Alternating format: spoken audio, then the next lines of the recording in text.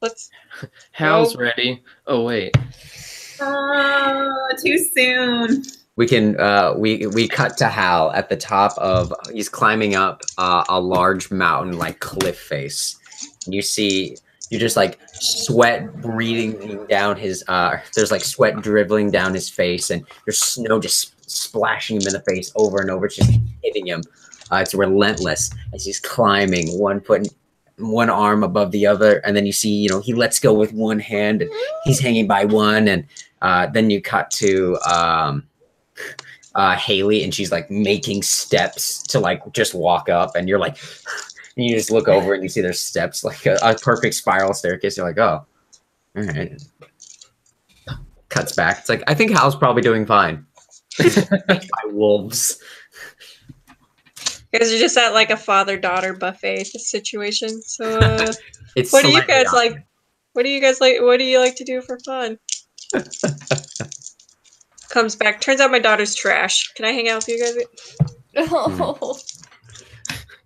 Found out she loves Nickelback, so I'm back. Only road trip tune that she's ever played. Come back. Turns out she's really into your music, Rilka. So, Yeah. had to stop that train right away. Oh no. I told her I'd head to she's really I'd into head to this Kingsport as artist soon as I called could, Tanya. but I'm gonna take a quick detour. Gosh, I hope they're not heading to Kingsport. Glurk? There's Not yet. They know stuff to better do. right now. Do-do-do-do-do-do. Well, apparently we're never going to go back to Kingsport anyway, so. I mean, I kind of have to, but, you know, it's whatever. Oh. Who knows, you know? We'll find out this session. Find out this week on Someone just Dungeons and parked. Dragons Cataclysm Dun dun. Part 2. Part 11. I do feel like we finished the like first season chapter- of something. Chapter 2, Part 1. Hal leaving was the end of season 1. I think Yeah, that's what I feel like we're on season 2 right now. Whoops. It's in the corner. Yeah, I mean, we had our big battle. There The was producers lots say of- they're going for a darker, grittier new season. Oh no. Relka becomes even more of an alcoholic. She's been hiding it. Are we doing a time skip then, or? It's been one day. She's grown It's a been beard. several minutes. Sorry, I'll pay for the interview. Rilka's got this big, thick beard. Oh. Chomsky has gone full Godfather. Got this perfect crisp suit on. Sariel's an actual devil. No, I just needed to chat with Karamo for a bit and face my inner demons, and then I'll be fine. You are your inner demon. So your inner Like, Inner you- demons, you're out of demon.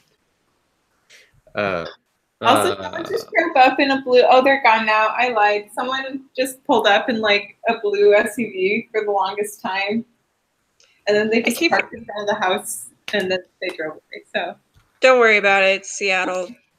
As long as someone's not breaking into my car. I'm keeping an eye out on it. Thanks. Anyways, I just need to run into like the dwarf version of Karamo from Queer Eye and have a good chat with him, and suddenly my arm will be healed. I feel like he'll convince you to just like rip the ring off. Like if anyone can do it, he would. Do it. It won't Well, hurt. if you believe in me. Believe in the me that believes in you.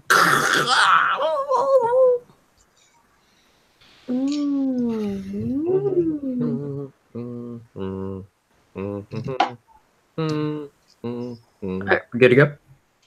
Yep. We hit our half an hour mark, so I think it's time. Yeah, I'm trying to. I didn't know what to prep for because I was like, I don't know what's gonna happen because I don't know what any of y'all's plans are. So I don't think any of us have plans, so honestly, Funny!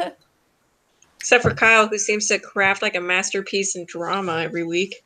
yeah, let's take it easy, boy. Don't worry, Um, that'll calm down with the new character. So The hawk. Oh yeah, we need to meet the new character. So It's a halfling who's also a bard. Oh, her name is Tanya. This is Tanya, actually. I'm playing Tanya. Hi, Tanya. I, Tanya. hello. Is that a reference? Am I supposed to get that? It's kind of like my catchphrase. I don't like you.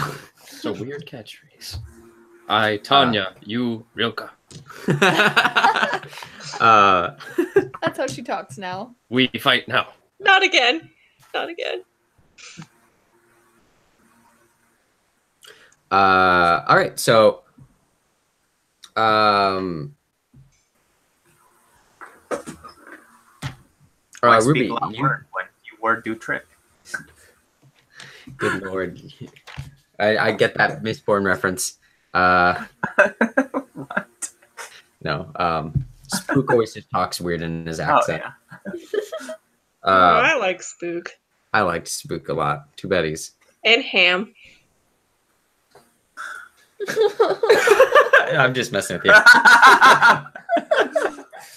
I miss Ham too. Ham's my favorite. Was my favorite. You stop that. I haven't read the third book. He did his best, okay? I still haven't even really started the first book, He truly but is I'm having a really hard time like sinking into it after Name of the Wind. So. But the person I miss most of all is the Lord Ruler himself. Right? All right, let's begin. Let's begin. Otherwise, we're never gonna start. Okay. Ruby, I was gonna ask, where is there a certain place in Balanceport that you spent the most time with your siblings? Like, was there a place that you'd go in particular? Was it like the beach, or was it? Well, like it was more like docks, and we would kind of play on the fringes of the docks. Mhm. This is like a Washington coast kind of thing. It's not like a. It's There's no it's sandy a port beaches. town. Yeah. Yeah, so it's kind of like Seattle, where there's the boardwalk, and then there's like the marina. Okay. And we wouldn't be able to be like in the thick of it because that's where everyone was working. But Well. Okay, so you are you find yourself and you are back in Balanceport, and you are at the end of the dock. You're at the beginning of the dock, pardon me. And it's a rather misty day. There's a lot of misty kind of fog days that the fog just doesn't seem to dissipate after a long time. It just kind of seems to choke everything in the air, and your perception is almost nil. But you can hear some humming coming out from the other end of the dock. You hear a couple of small voices humming a small tune, a quiet tune to themselves.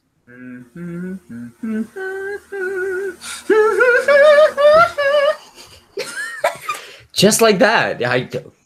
Theater of the mind is incredible when you really put your mind to it. how old am I? You are your current age. Okay. Yeah, you are you right now. Okay. Hello? The humming stops for a moment. And you hear a loud creak in the boards of the dock underneath. As you hear something running. Who's there? Nothing happened. And you think at the very end of your perception, about 10 feet away, you can see a small shape standing on the dock. You don't have a good look. Hello? I'm not going to hurt you. Is there anyone else around? No, it No. is completely Okay. empty, and there's no one here. And you get, you see the small face of a child, and when you get a better look at him, you see this dark-skinned child with this big. There's a tooth missing. He's got this big smile, and you recognize it to be Letta. Mm-hmm. And they give you a big smile, and they turn. There you hear a crack coming from behind you, and they gasp and they run back into the mist. Letta! Letta, are you here by yourself? She doesn't answer. I run after her. Okay. Yeah, you start running down this dock. And as you continue to run down this dock, the dock doesn't really seem to have an end. You just continue to keep moving outwards.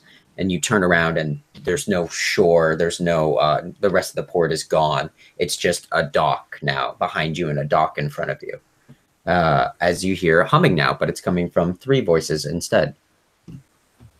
You recognize...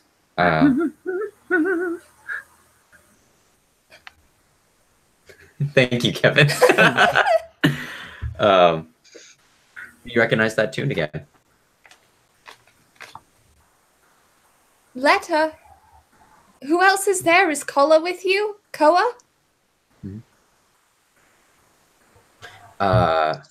You actually see both of them come out of the mist. All 3 of them, Letta, Koa, and Kala, all come out of the mist, and they are looking at you. And they look at you and in perfect unison say, "When are you coming home?"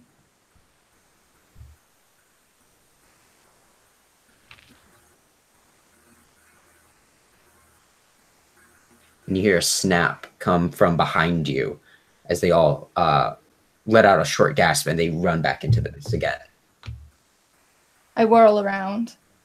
There is nothing there, but there is a broken board just a few steps behind you. I look down into the water. Into the water? You see feathers floating in the water beneath it.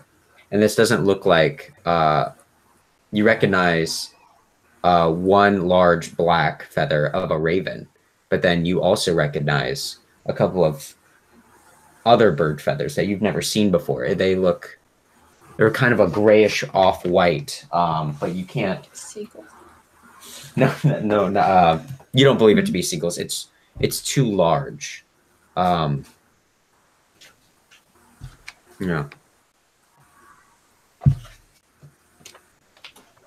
Can I reach down to try to pick them up, to examine them? Yes, you can. I'll do that. Yeah, you reach down into the water, and when you touch the water, it almost feels like I wouldn't say necessarily like some kind of pudding or a jello of some kind. Like you stick your hand into it, and it's so thick when you run your hand through it. It's almost like oobleck, where you run through it, but it's still hard when you slap it. But when you put your hand through it, it just kind of envelops your hand as you pull out these feathers, and you have this large black feather, and your name is written on it. Oh.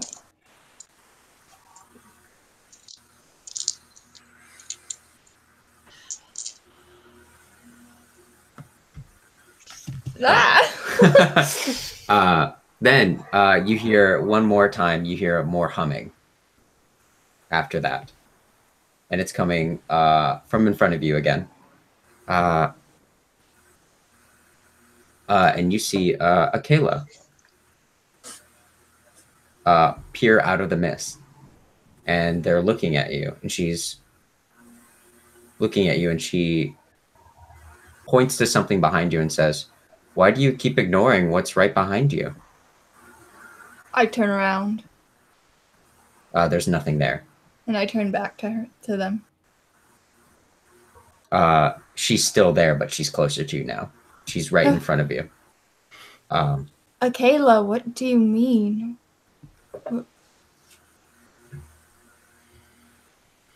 What's behind me? There's nothing there.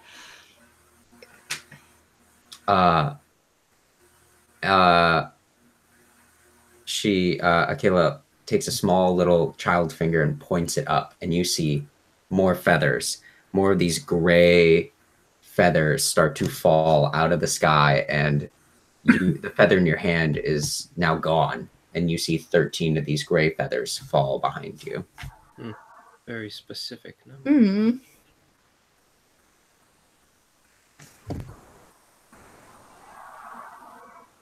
but there's nothing like that I can see where I can't see where they're coming from. No. Do a no checks here. No checks. Michaela looks at you again and goes, "Don't ignore those who walk behind you." And you turn around and you look into the mist yet again, and you feel Michaela take your hand for a moment, and she points and goes, "Look," and you see through the mist this large black shape.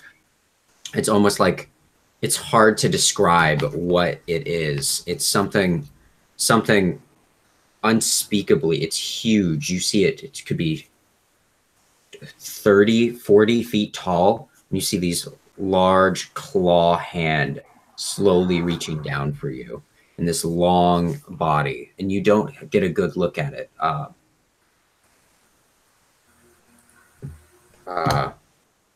Here, I'll show it for just a second. You see this for just a moment.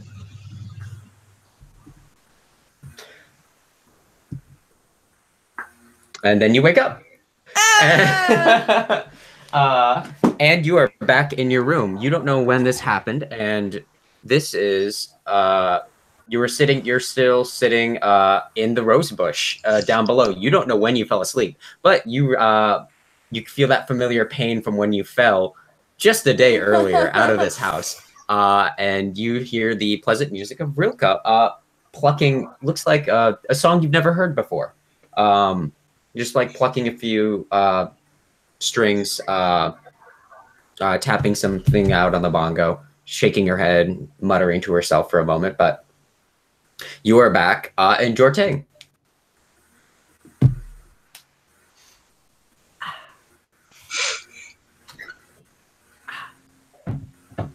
Letter's probably still in my hand, kind of crumpled a little. Mm-hmm. What has like much time passed? What time? You don't know. You judge it to be only a few minutes. Sun? There is no sun. You are underground. Oh, dang it! You have Okay. no way of determining. Night and day, it's all bullshit here.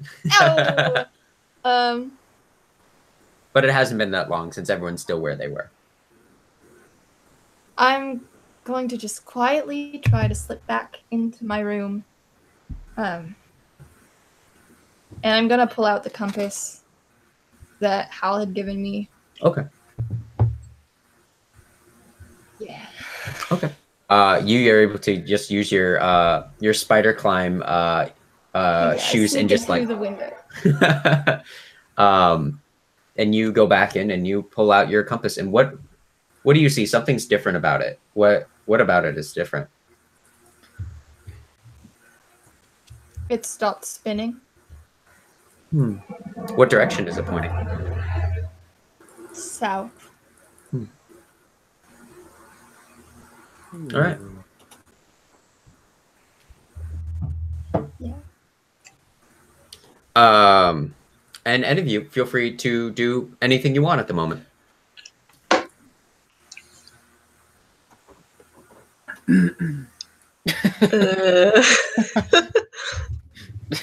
Don't everybody do anything at once? You know? I'm looking for my uncle. I'll probably like leave. You might still be asleep right now. Sorry, I'll actually, now that I say that, I apologize. I'll tell We're starting off just a few minutes before you, or a few minutes after you went to bed. Okay, yeah, I'm asleep, so you know. Rilka's. Oh, sorry. No, go. I was like, Rilka's a pretty emotionally hungover, so she's just gonna be working through that through music, I think. Okay. Doing her thing. Writing a tune or two. All right, super. Chomsky, you are upstairs right now with Bertold, and you are still searching the different areas. And you're up at the house, and you're digging through like broken glass and torn books, and the fire is out on the explosions, but You're still not finding anything in particular about where Sixto could be. Are Nothing there any concrete. signs? Are there any signs of like anyone being in the building, like being crushed by the building? Are we finding bodies? Are we? Is You everyone just found demolished? surprisingly enough, no one else has been. One person was hurt. The butler was hurt slightly when he was outside the door to the room, but other than that, no one else was hurt by these explosions, except for well, potentially Sixto if he's not found, or there's nothing left of him. You're unsure. Is there anything in particular that you're looking for? Something that would stand out to you, or?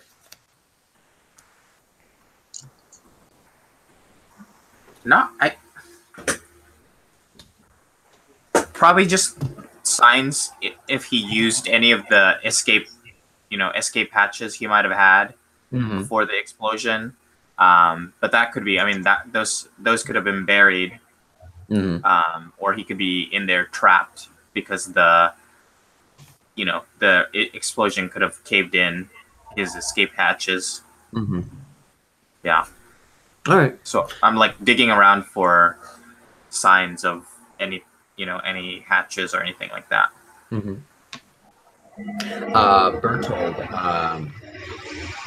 Bertold kind of pulls you aside and goes, Chomsky, you have to rest just for a moment. You can't just keep digging frivolously. We have other people who can take over for you for now. This is your father. He's my know. uncle. He was the head of the house. We can't rest as I'm throwing boulders around. As big as I am, heaving them out. Yeah, they're just flying off into the distance. You hear them smashing into the front yard. You hear a couple of surprised yells of shock as they some land near people, but you continue to throw out debris. And you see Bertold goes, well, we actually might be having another situation. Come here for a moment. The situation's changed over the night. Oh, God. Did Aletha just scare Aletha just scared the shit out of me. My door just flew open, and I turned around and she was here. That's the maid. Don't mind her. She's cleaning up. Housekeeping. But he pulls you off to the side into a quiet part of the hallway and realizes there is no quiet part of the hallway, and he opens up a room to the kitchen and closes the doors and orders a couple of the servants to get out. And he says, they're turning back. Who's they? The Hobgoblin encampment. They were completely surrounding Jortang. They're leaving. We knew that they were pulling back. That captain I fought, he asked for parley on our fight. Well, it appears something else must have happened, because they had the entire perimeter of Jortang. They had blueprints of Jortang, and they knew exactly where to go around. They found where the walls were, and they pulled their entire army, and they're pulled out a quarter day's ride south from here. I don't know what they're doing. Has there been any sign of that demon that was fighting them?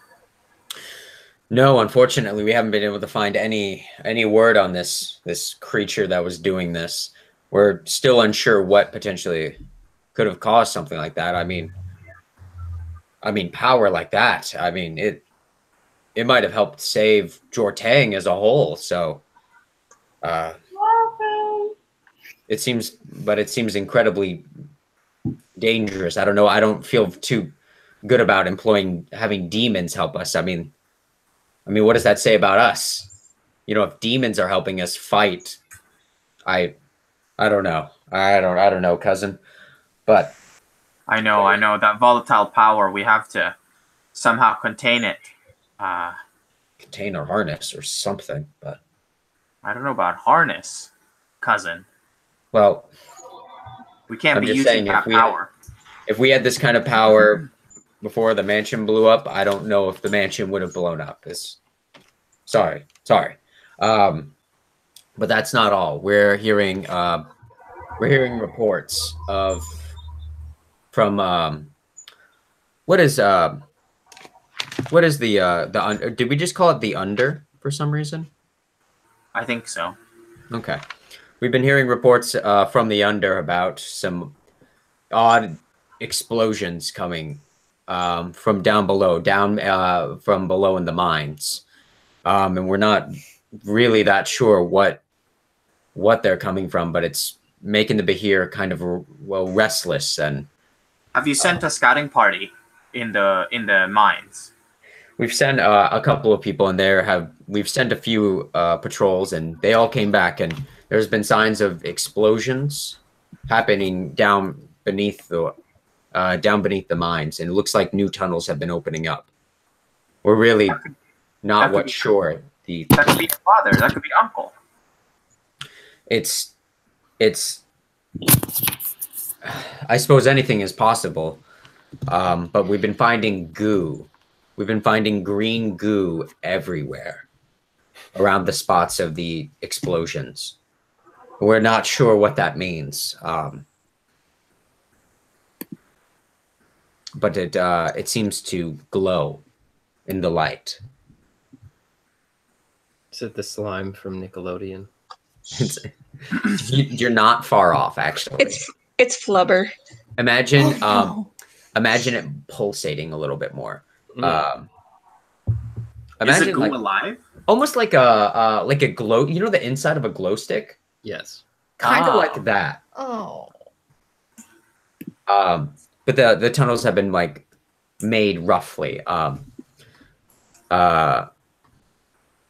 Bertold looks at you and goes, Chomsky, this could be a ploy by the hobgoblins. This could be perhaps Father's down there. I'm not sure. But I think this might be too big to handle on our own. I wanted to send you down with a party of soldiers. Would that be something that you'd be able to do if we continue to monitor? And we'll let you know if anything changes. We'll send a runner down into the tunnels, but we need to see if the hobgoblins are planning to blow Jortang from the bottom up, or I think you'll need to keep your soldiers up here to tend to the people. I'll take my my party and we'll investigate it ourselves. Well, all right, but here we have someone that might be able to assist, and better not be that Talos guy. No, he is still recovering. Actually, turns out having your entire body electrocuted does strange things to you. He's a little bit quieter. Good. Let them rest. Yeah, he needs a lot of something. That's all right. That's for sure. But no.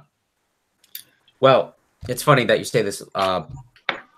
Father always had someone in mind that was able to help locate him if something ever happened. He hired a tracker who was doing just some busybody work around here and doing some crowd control recently, but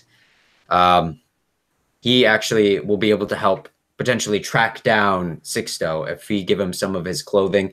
He's an excellent tracker, and he might be able to actually help. He's had many years in the field, and he's a hell of a warrior, actually. I'd be well. Here, you can meet him yourself, and he opens up a part to the dining room table, and you see this rather large, infernal looking creature sitting at a table, and you see they have their legs kicked up, and they are You read my mind, Josh. They're eating a turkey leg, which seems odd. And they're you see this halfling servant, this woman that you've seen around here and there, and she's laughing, and you see them laughing and having a private laugh together, and yeah, but it's this rather large infernal tiefling. And maybe perhaps someone else here can describe a little bit more about it. Well, you see this gentleman sitting at the table. Gentleman. Here, I'll send you a picture of what he kind of looks like. My sister started a sketch, but hot dog. Hey, when are we getting our group photo? I'm still working on that one. Whoa! Look at that mustache. God, your sister is so talented. Oh my god, that's awesome. So this is what this guy looks like. This guy is so hunky. Awesome. So he's... Oh my god, he's hot. So he's just got like a... Squilliam. Pretty tan complexion. He's not like red, like a devil, but he's just really tan. There are some like hints of red in there. Hair is like jet black, but in the right light, it almost looks like a dark, like lavender in spots. God, that's so cool. And then the horns coming up. He's a little bit bigger build, like he's athletic build. He's about 6 feet tall. Has a long sword on his side, and then it looks like some sort of like hand crossbow in like a holster. And he's got, you can tell he's got chainmail on, but he's got not like super nice clothes, but like he's definitely clean. He cares about his appearance. Just kind of like a jacket sort of situation over top of the chainmail and stuff. And yeah, he's just sitting there, legs kicked up, joking with the halfling maid, like gives her a wink, and then quick meta. Mm-hmm. What class are you? I'm a fighter. Okay.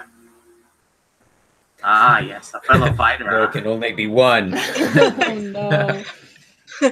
He looks like jovial. got any great swords? They're okay swords. Bertold kind of coughs and looks at you and goes, Oh,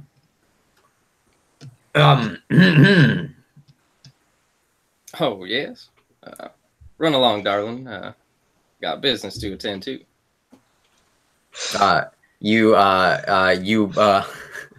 Chomsky, you see this halfling woman whisper something into this tiefling's ear, and well, you can make a perception check if you really want to know, but you see, you probably see. I didn't want to know. You probably see the tiefling kind of get this grin on his face, and but Bertold's like, well, this is Lucius. Lucius. Get up from the table and walk over and shake your hand. It's a pleasure to meet you, Chomsky. I've heard Likewise. A lot about you. Did some work for your uncle a while back, and it's just terrible that he's gone missing. I hear that you're here to help us find him. Yeah, that's what your cousin Bertolt paid me for, so that's why I'm here. Your help will be greatly appreciated. Lucius, tell me more about yourself. Well, Bertold gave you 500 gold pieces to find his uncle, yeah. by the way. Just so you know. I didn't tell you that. Fucking loaded. 15. I know. You know, there's something about giving the person who doesn't deserve the most money. It's just something, I don't know. I thought I was rich at 23, so. I mean, this is to find like a high-end, like official of Jortang. Like he's unofficially like a ruler of Jortang. So I think I have like 9 gold, and I still owe Jenny like 1,000 gold. So I'm just gonna hope that she died in Kingsport. I have 130 gold, and I thought I was loaded. So Whoa, whoa, whoa. Well, he How did gets that it's half happen? up front and then the other half when he completes the job. Okay, so I only got 250 so far. Yeah, Only.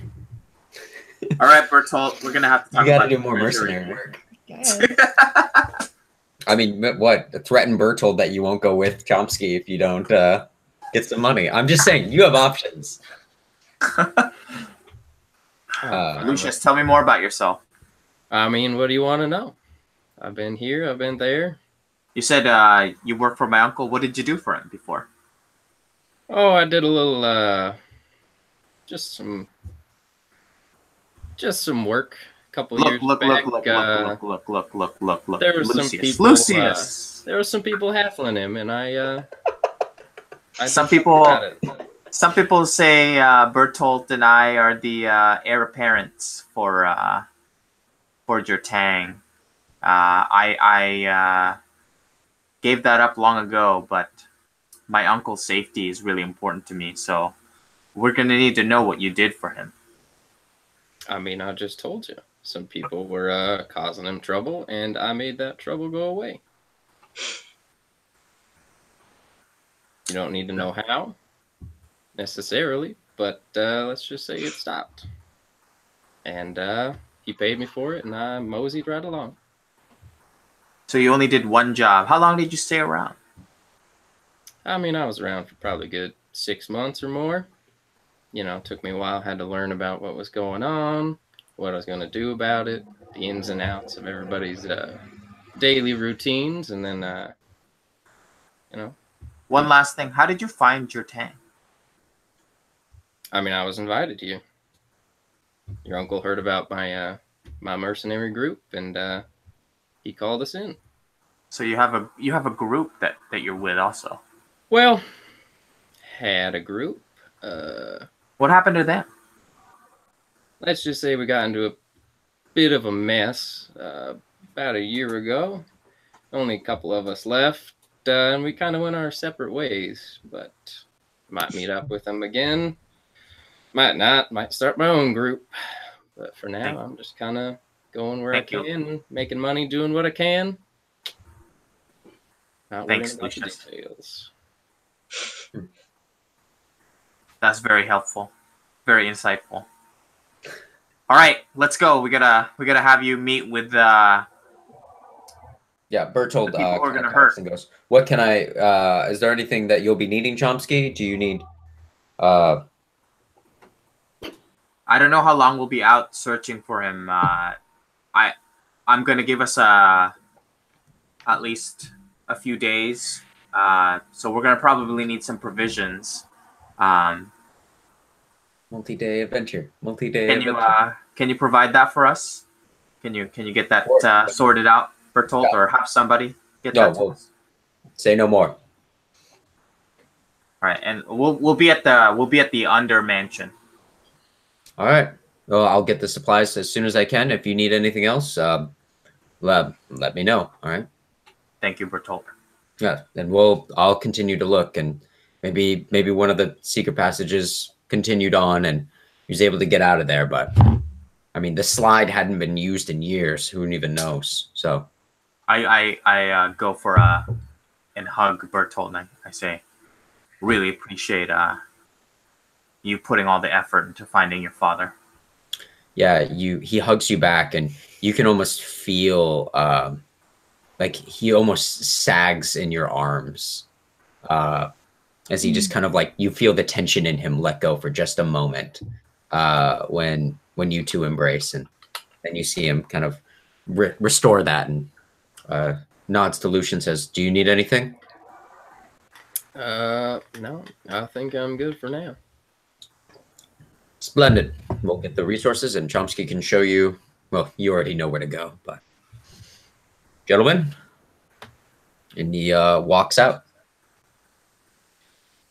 I say, follow me, Lucius, and we walk to the under mansion. All right, great, yeah. So you all return to the Sariel. You feel free to wake up at any point now. Sure. Whenever you feel like you would awake, and I think will be fine. Honestly, I'm probably exhausted because I haven't slept for like 3 days. So I take Have my a Setsubi. I'll wake up. Yeah. Sure. Or and what makes you wake up too? I probably feel a sharp pain in my arm. Like it's kind of like pulsating almost. Uh-huh. Yeah, it's just like because there's so much energy in it now. Yeah, especially because when you look at your arm, there's so much energy to it, and you see like this black, the demonite, as you will. You can actually see when you bend your arm in different ways. You can see through it a little bit. And where your arm is supposed to be, you can see this like red energy like flowing through, and it's really just like in the tips of your fingers is when you can see it most, where it looks like some of your fingers is gone. Okay. And there's just this like red energy. In the other parts of your arm, you can see where it's starting to blacken. Not blacken from a burn of some kind or anything like that, but it almost looks like it's like this black ebony armor like skin. Like starting to crystallize almost, or You know what? I think that could be good. Yeah, I like that. cool. Yeah. So yeah, I probably like didn't notice it before because I was so tired from like taking out half of an army and like also riding through the night from the other army camp. A lot has happened in the last like 72 hours. So Nonsense. You feel great. Just gotta get another hit of that. There we go. Since I probably came back with like very little on my mind, I don't really know where I am. I just know like I'm in the same building as school. I'll probably leave the room. Okay. Yeah. Explore a bit. Let's make this about the time you are looking up from your compass, and Rilka, both of you are looking down, and you see Sariel stumbling out down the front steps. And it looks like Sariel has some kind of looks like a wound of some kind. And it looks like she's wearing some kind of like new armor. I just say, oh, damn it. And then I put my kalimba and bongos away and hop down. I'm assuming I can, like, swing down a gutter or something. I was like, gracefully. Someone else jump off the roof. This is the third time. I'm gonna, like, gracefully, I'm, like, small, nimble, and I have tumble. Like, I make it down. Just do a quick acrobatic check. You'll be fine. Will I, though? Spider climb down. You have spider climb boots. I got 11. 11. Yeah, you're able to get down there easily enough, and you narrowly avoid some rose bushes, but you were just fine as you see. I imagine it's like just walking down the wall. You just see Ruby like just, and there's like is there a noise to it or is it silent? It's probably silent. It's like There's it's noise kind if of you like want. shuffling slippers, even though we talked about them maybe not being slippers, but it's like, yeah, it's that kind of gentle like shushing sound as I make my way down. I imagine the you know like the plungers like, and I'm like that sounds dumb. Maybe not that. Be terrible. Sorry, Elle.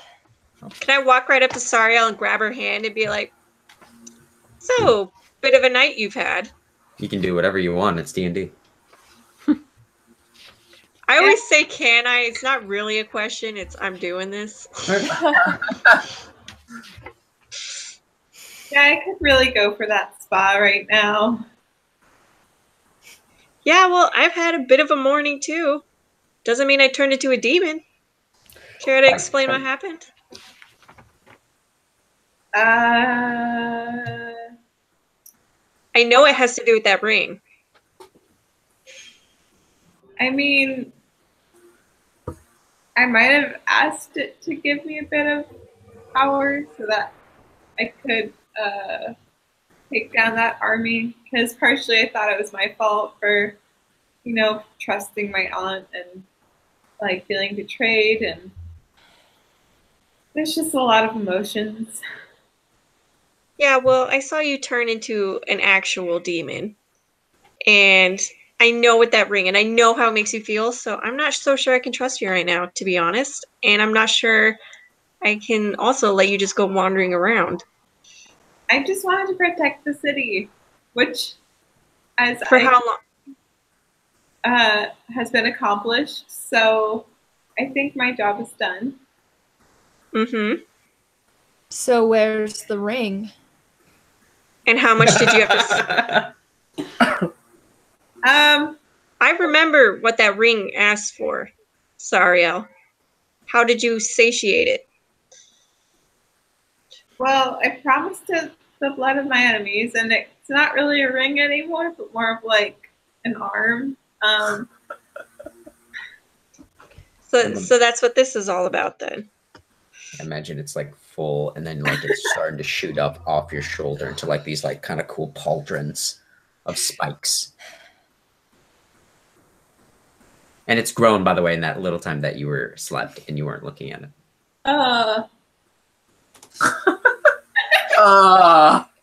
Can I reach out and try to cast Lesser Restoration on it? Okay, yeah. What do you do? How does it work?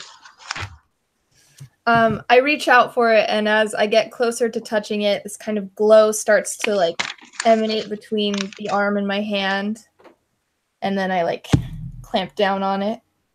Okay, great.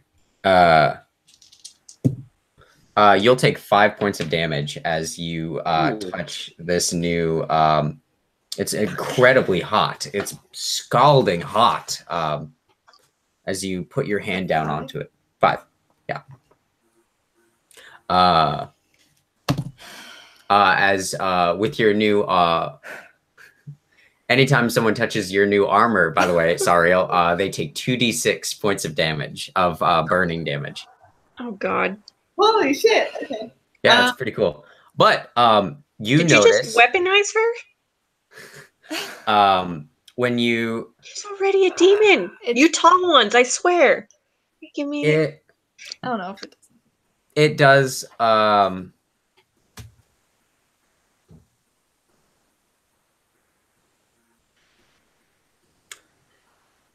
You see the top bits of the pauldron fall off, like the spiked points at the top. Like you see them, the very faintest tip of them turn this blue, and then they fall off. Okay. And now there's just black nubs now at the very top. I want to... Didn't work.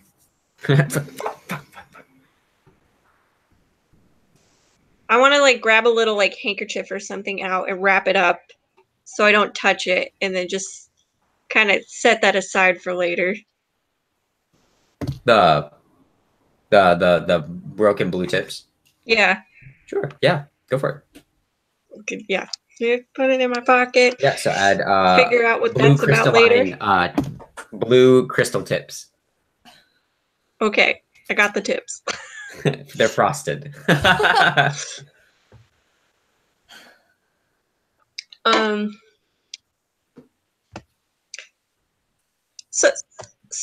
So what's next? Point, like Chomsky and Lucius coming down the road. You don't see, they can't see you yet. It'll probably be another minute or two, but they'll be there soon. Continue on. Yesterday, what? I don't know. Last time we were just supposed to have a day to have a spa, do something, and now you're a demon. So where do we even go from here, Sariel? I mean, I wouldn't say that I'm a demon necessarily. It's just the ring is a demon, and I gave it much more power than it deserved. But you're basically the you turned into that demon. Who's to say you're not going to slit my throat when I sleep? I promise I won't. You can't promise that. You're the ring now. Sariel, I know what it's like. Not to that extent, obviously, but this is. I needed. I've done a lot of fucked up shit, but this is fucked up. I just needed to save the city and take down my aunt, and I mean, we can still. I'm not even going to go into this issue with your aunt because, honestly, at this point, this is the least of our problems. I promise I'll find a way to take care of it eventually. Eventually? How many people are going to die before that? Hopefully none. Can you promise that? Like, look at me. Like, I look up. Look at me. Can you promise that? I'm not sure at this point, but I know Jesus. that I should probably leave the city before it gets too powerful. I know. Like, I don't want to hurt anyone. I was just trying to get the army as far away as possible. That's all I wanted. I didn't want to get involved in this. I don't want this as much as anyone else does, but it's here now, and I'm gonna have to deal with it. Why did you give it free reign? Because I needed the power to take down that whole army. So, is this something you can control, or are you just gonna sprout rings whenever the fuck? I don't know. I think I have a bit of control over it, seeing as I got to turn back to my normal form. But those are all questions that will be answered with time, I guess. You know, Sario, we've been through a lot, and I like you, but I don't right now. So please just don't. Right now, I'm just don't sleep near me. I don't know what to do with this situation. I promise I won't hurt you or anyone else. I don't think your promises are not worth much right now, to be honest. I'm sorry you got burned, Ruby, but you know that it's not me. It's a new arm I have. I understand that. Thank you for your willingness to try to help. I'll try to figure out answers as soon as I can, and I'll try to get rid of this as soon as I can. You guys are the only friends I have right now. So well, that's a little depressing because I'm a trash can. So I hope that it doesn't affect that too much. But speaking of friends, you're 120. How can we be your only friends? How even old are you? My entire clan died. How many times has this happened? Just the once, but I've been traveling a lot. I'm getting a lot of red flags, Sariel. I've never had time to settle. To be honest, all I wanted to do was get to know you. Now I'm realizing that may not have been a good idea. I mean, like the attack on my family was like, you know, not that long ago, and that went with all my friends as well, and I had to bury them all, and then I was on the road for a bit, which was lonely. And I don't know what that's like. As you continue to talk about these negative emotions, you see it starts to eat into your shoulder a little bit more the more you talk about negative things. As you continue to talk about your family all dying, and I think maybe I need to not talk about these things for a bit. Oh, sure. You can also just leave. It's fine. Ooh. Rilka. Is it getting awkward in here? Ruby, what would you have me say, Ruby? I mean, is this not a problem? Look, we're all a bit upset right now. It's not the best time. Wait, when is the best time to address a literal demon in the room? Why would you have any reason to be upset? I turned into a demon, trying to protect and Hal left. Still with people. And now I have to deal with this for the rest of my life. Sorry, Hal left. He was the only one who knew how to deal with these things. It's a shame the only person who could help left. What a dick. Just like what he did to his family.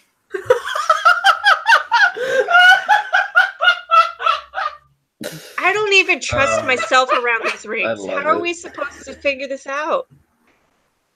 I don't know anymore. Like, Rilka, you know what the ring does to people. She has too much power to not know what she's gonna do. Like, how is this not a problem? It is, but we can't be attacking each other because if we fall apart, then nothing's going to happen here. You're the only sane tall person right now. I don't know what to do with this. Sariel, I'm sorry about your aunt and your family. And I don't know what to do about the ring, and I think we're all just a bit frustrated about it. I'm just gonna try to whisper under my breath, can we just, it worked for your finger. Could we just, That would be bad. Finger's not dead. I don't know.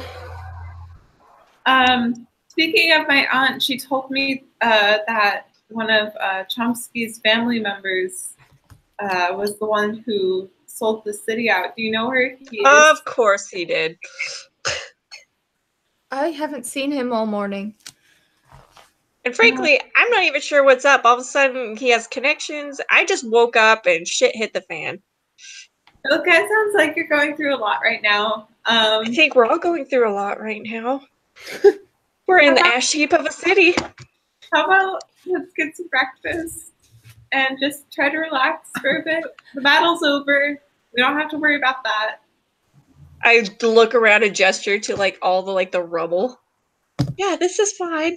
We can worry about that later.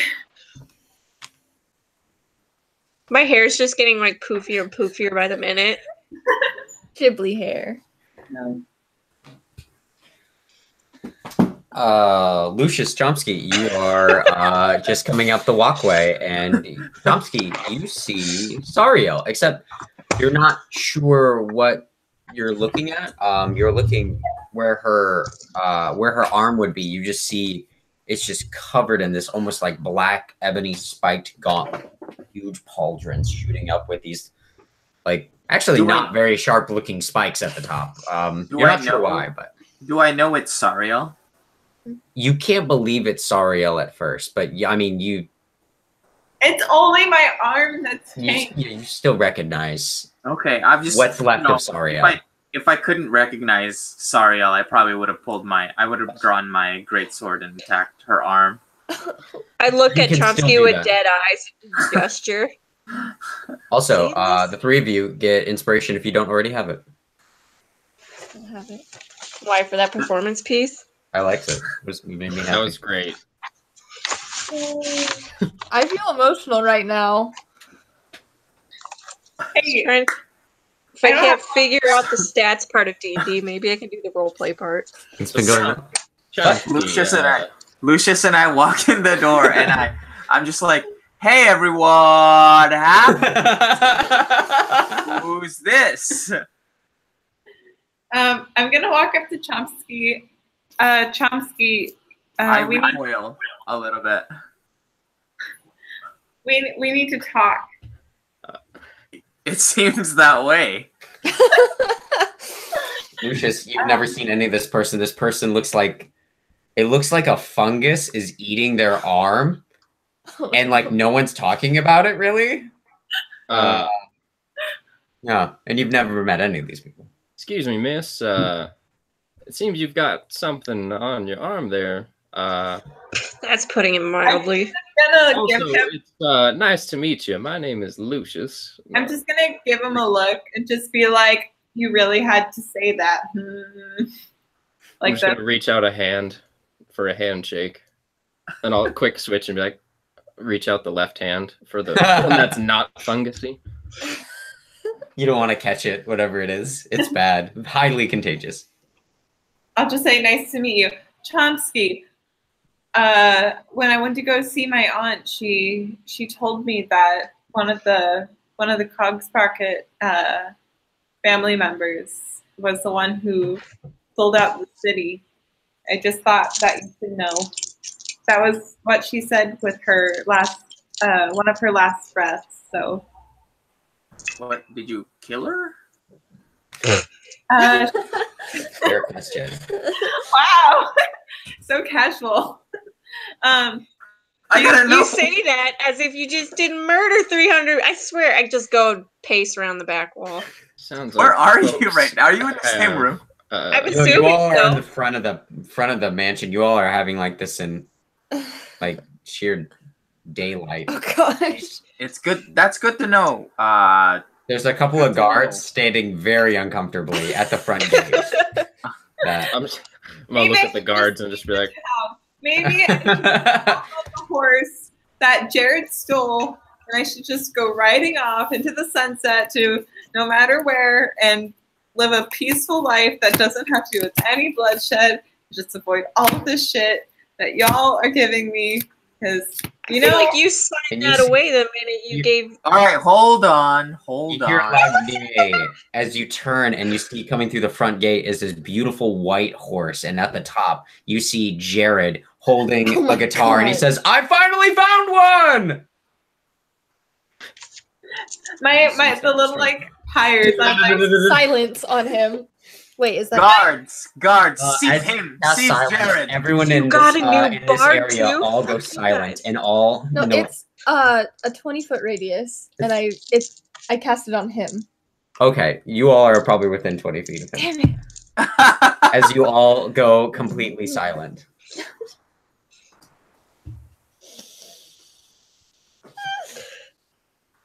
I'm gonna play my bongo kind of anger, like just be like, da-da. okay, I'll be back. Jared's trying to play and nothing happens.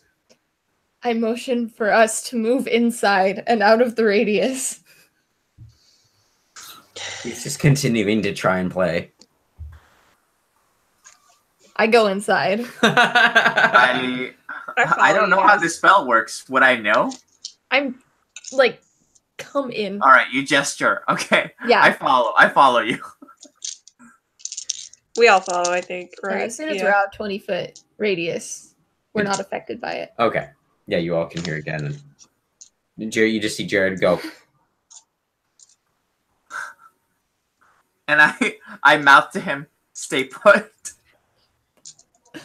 "Oh, he's not the brightest, is he?" He gives you a big thumbs up. Yeah, Lucius, just clue you in on that guy. We hate his guts. 1, that's probably the most important thing. And 2, he's the prime suspect for betraying the defenses of the city. Prime suspect, huh? Is he a cog sprocket? When he came in, I've just been with my cousin this whole time and my family this whole time, and I just don't think it's any of the cog sprockets. We've been charged to protect the city, and all our interests lie in keeping the city safe. So I Seems don't like know. they lie in keeping your pockets lined. Hey, listen, I know my aunt betrayed us before, but this was with her last dying breath that she told me. What else? So you did say with she her tell me? last dying breath, she betrayed us? That's reassuring. I remember her saying. I remember you saying that the goblins wouldn't attack. Okay, and no, she tried to convince them, but that's why she died. She was poisoned by one of them. I really shouldn't have gone to that rave. What? Certainly sounds like you folks have quite the messy situation here.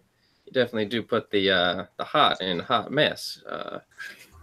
Everyone. Who's the poet? This is Lucius. He's gonna work with us to find my Uncle Sisto. Pleasure to meet you all. Mm-hmm. Reach out my hand to Ruby next. I'm like, pleasure to meet you. Pleasure. It's the hand without the finger. I'll look over at Rilk and be like, now let me guess. Is your name Tanya? Got him! I just I put my hand, I do exactly what I'm doing right now. But like, I mean, I figured like pretty face bongos. if I was 5 feet taller, I swear, the name's Rilka. Oh, I'm well, twice the musician Tanya will ever be. I mean, I believe you. I've never Hmm? actually seen her in person. I just know the reputation. So You had tickets to go see her tonight before you had to start work. Listen, I don't know who you are, but I have had a hell of a last 2 days. So just, and then I just like,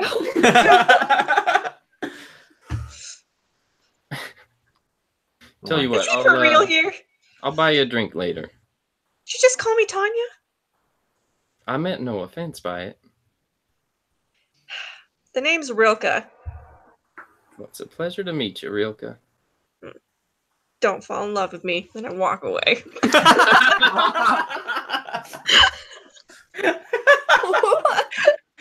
That's a great response.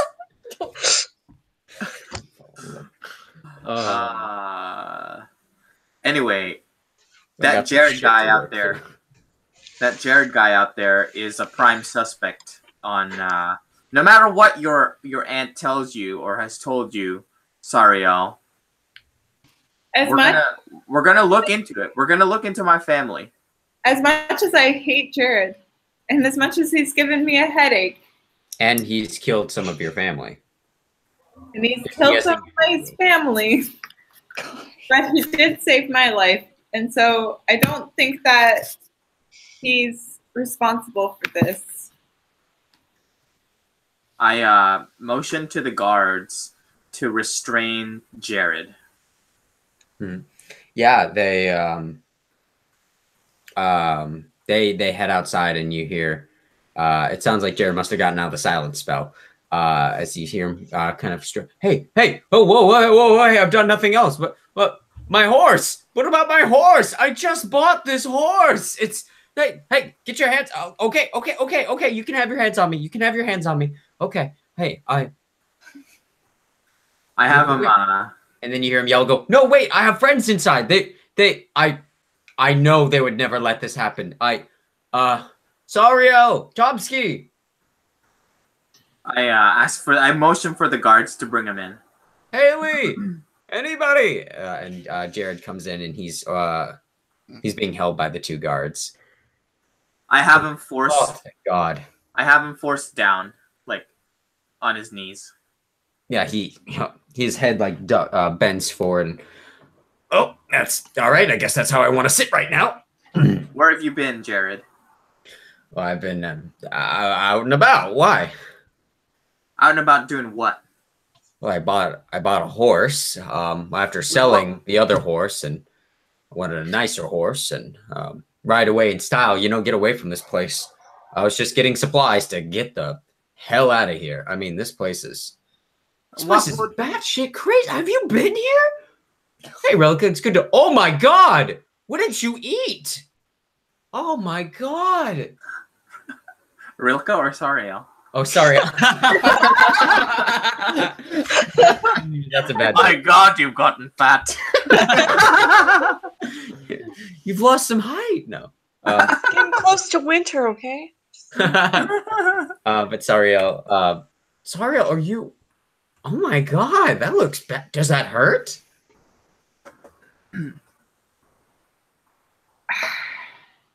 It's fine. Why is no one talking to me? It's better. Can no one hear me still? Hello, can anybody hear me? All right. I won't think they answer questions. just hate you, sir. Well, hey, I just appreciate point to that him very without much. saying anything. It's a pleasure to meet you. I'm Jared. I'm Lucius. It's a pleasure to meet you, but my boss here says you're a prime suspect, so I am inclined to not like you. Oh, well, that's your boss. Who's your boss here? At the moment, it is one Mr. Chomsky. What? No. Chomsky. I mean, I barely know him, but he wouldn't do me dirty like this. Isn't that right, buddy? Prime suspect for what? What happened? He just told me that you're trying to get away from the city as it was getting attacked. Yeah, that's a common reaction to death. I didn't want to die. How did you meet Sariel? I met Sariel. Sariel, we are best buddies. I would stick with her through thick and thin. And I know she has my back as much as I have hers. And my arm We just met fell a on little the bit more. road. She Like- didn't let me get killed by a devil. It was so nice of her. I mean, this devil really wanted me to die. I mean, he was going to kill me, but Sariel very nobly fought off the devil with her quick wit and lashing tongue, and I was freed. And then she was going to leave me in the desert to die by myself and then get eaten by animals. That was kind of an awkward Twist time. his arm. And what was that? I get him to twist Jared's arms to shut him up a little bit. Uh, Can my Yeah. arm just like slightly grow just a little bit as these? It absolutely does. Well, we're gonna What put you in happened? this. We're gonna put you in the stocks and how you investigated. Stocks? Where are we? Like, what kind of backwater place is this? All right, you're gonna be bound, and we're gonna put you. We're gonna keep you in the underground. Limit his food and water to one every week, 1 meal a week. wow. Jared, Keep. You know he needs more water than 1 day a week to live, right? That's what I said. Food, Rilka. Okay. You let me do the talking right now. Mm. Jared kind of looks up at you and goes, "This isn't funny anymore." I'm gonna turn to Chomsky and just kind of in his ear and be like, I know it's not really my place, sir, but you know they do say you catch more flies with honey than vinegar. Well, we're gonna toy with Jared. That was just because he's annoying. Ah, that's fair. All right, Jared, you stay put till we get back. He said, "You're gonna play with toys with me?" Oh God! He rolled a 1 on a perception check. Oh God! Yeah. Not the fun some, kind either. Put some of our toys in Hey, there. Thompson, just tell me what I did. Just tell me what I did. I'm sorry. I've done bad things, but like We'll and the find out guards- soon. You see the guard like hit him over the head, and he kind of crumples a bit, and they start to pull him away and goes, "I'm so sorry about that. My Lord Chomsky. We'll take him to the brig." Thank you. We'll be back for him. Remember, only feed him when Once a week. every We few heard you. days. Yeah. Good. Once a week, no water. You got it, boss. give him some. Walk Give away. him some water. Just a little bit of water. You Just- got it, boss. Just Once. enough so that he's not thirsty, but enough to keep him suffering. We are familiar. Good. They drag him down into the basement. Chomsky, he was with us the whole time. He was Until gone. the army came. The Who army. was that guy? He could have.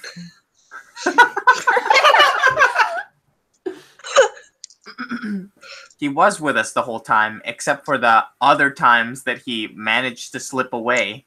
Yeah, after the army came. He slipped away when he sold the horse the very first time he got in the city.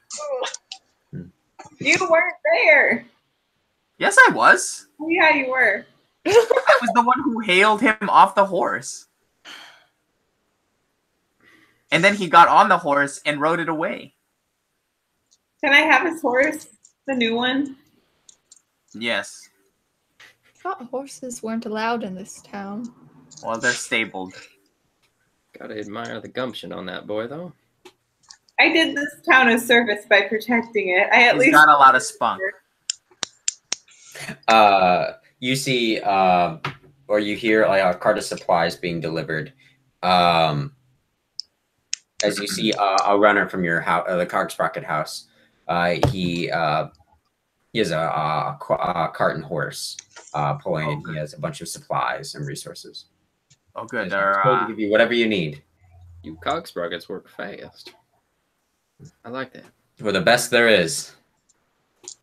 that's the cog in the name. We were supposed to use this time to brief everyone on what we're gonna do, but there were a lot of surprises.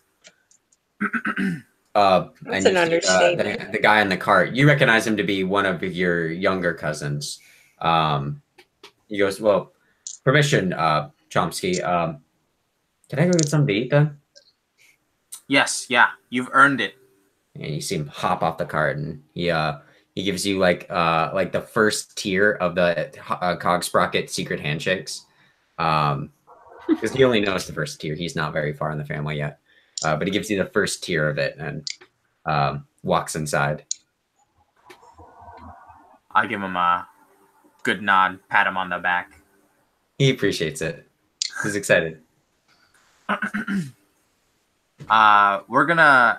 We've heard reports of crazy things exploding in the in the mines, and it's affecting the Behir that we I don't know if you remember from just a few days ago, that huge thing.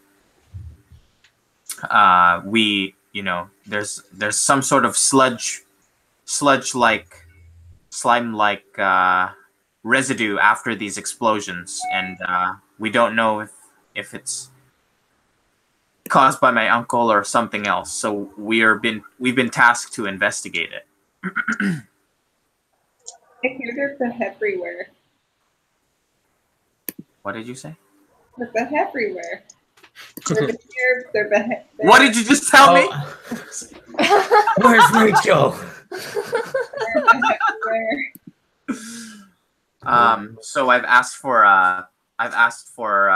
a few days provisions so that we can explore the mines and the caverns quite extensively, and hopefully find something, some news of my uncle, or figure out what's causing these explosions.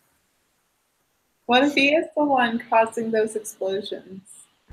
What if he betrayed you? If he betrayed me, so help me God. Which god? I don't know yet. There are a lot. Quite the pantheon. We'll figure out. And I was raised in this family, and we controlled a lot, but we're not savages. There's still the law. We skirt around it a lot, but there's a baseline that we always said, and that is family first, always. To betray that would be the worst evil, and that's why I can't believe what your aunt has said. I mean, they did know, the army did know exactly where to enter. I saw. So did you. So did Jasper. Jared. Jasper. I mean, Jared.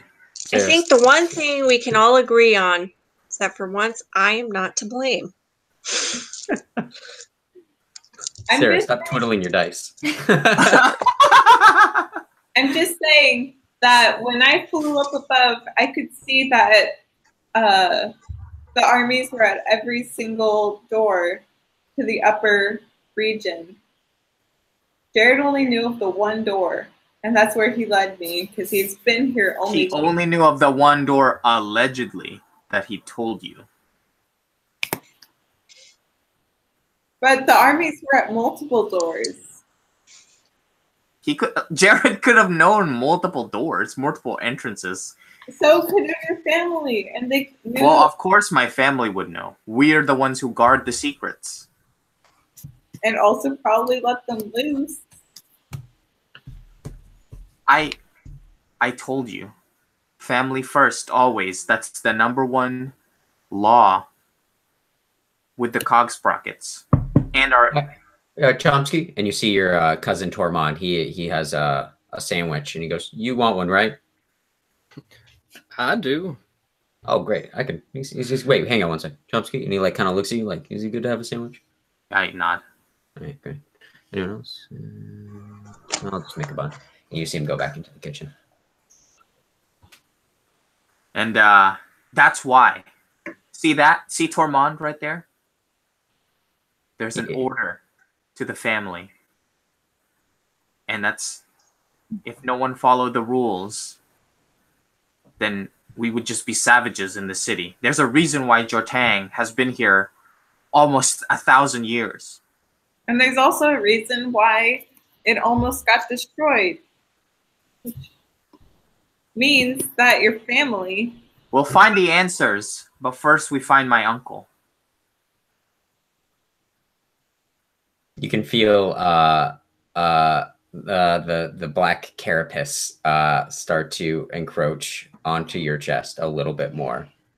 And I really need a relaxing spa day where I don't have to deal with any of this. Too bad, you're going with us. Pack your bags. We got provisions. I don't have Okay, any. are you okay with this? What do you think? Sorry, I missed that. What? That's fine. I asked for Ruby's opinion. Oh, Ruby's the new leader. Sorry. I don't know if you all know that yet. I just asked for her opinion. Haley said. Haley did say. Where's Haley now? Probably dead. Call With her her Hal. father. Probably dead. Probably abandoned as well. Woo, those are some mean jokes that there's no way for Hal to respond. He's just sneezing out in the cold, sitting by a little fire. Goes, it's not supposed to be winter right now. He just stops what he's doing. I feel like someone's mad at me. I was like, I gotta remember to punch Chomsky when I see him next.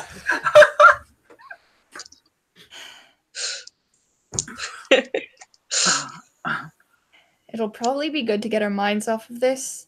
But I'm not doing this for your uncle. I want to make that clear.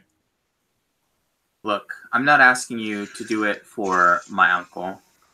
I just know that there's something happening in the Undertown, and we just saved all these people, and they could all die if more explosions happen.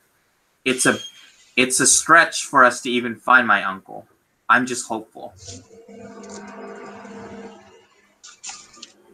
Then But I let's- appreciate you getting my back on this one.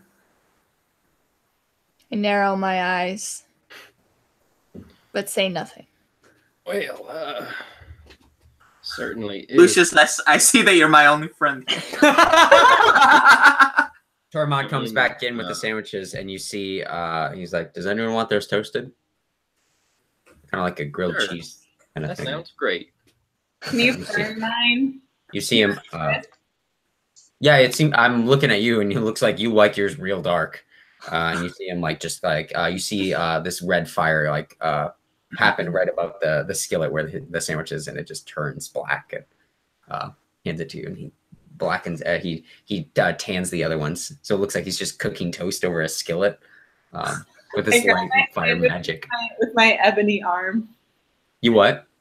I'm gonna grab my sandwich with my demon arm just to make it that much more dramatic. Gosh.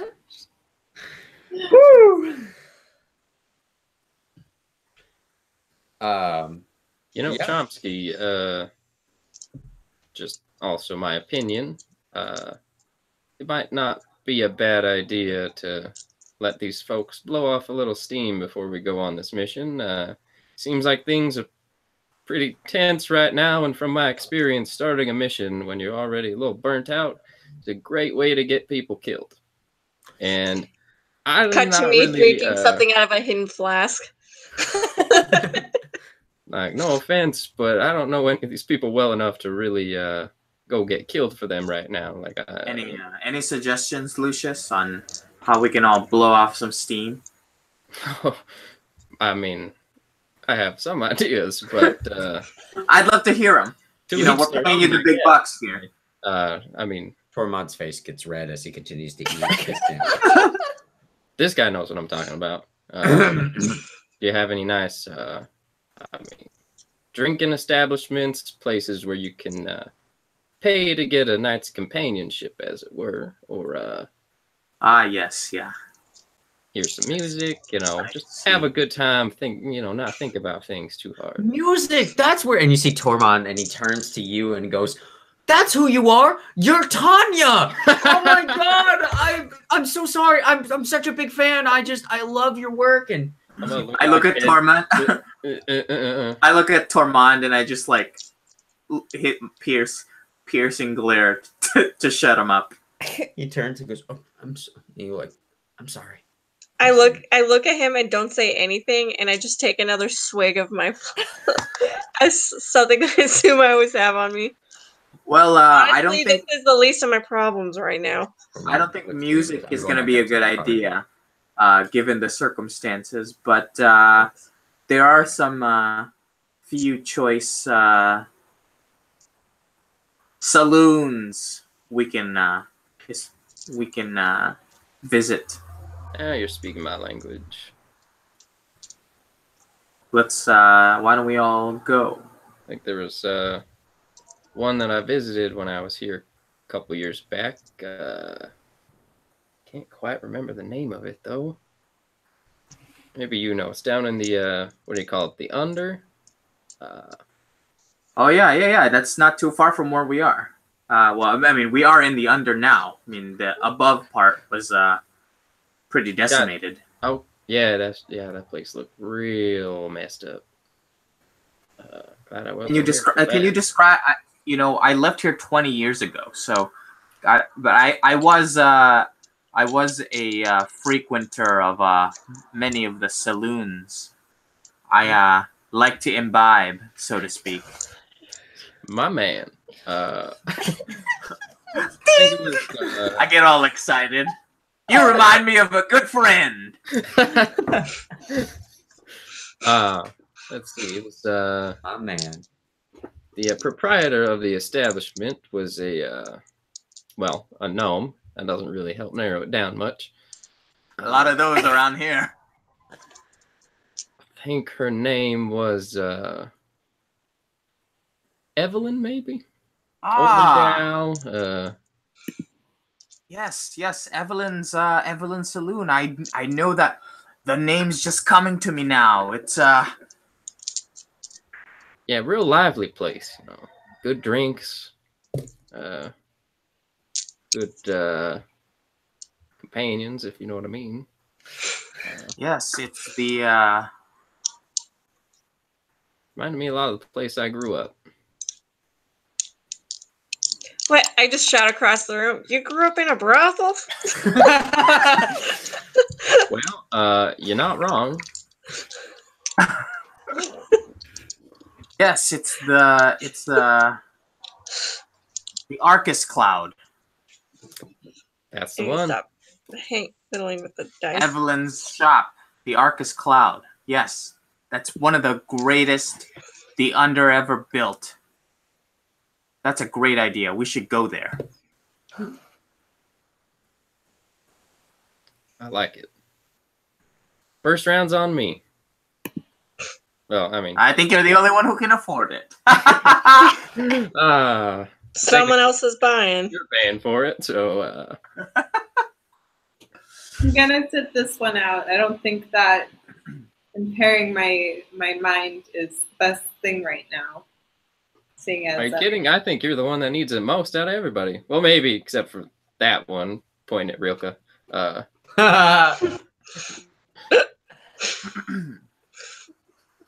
mean, sure, you might get some weird looks with the arm thing, but I mean, try growing up with horns. You get used to the dirty looks.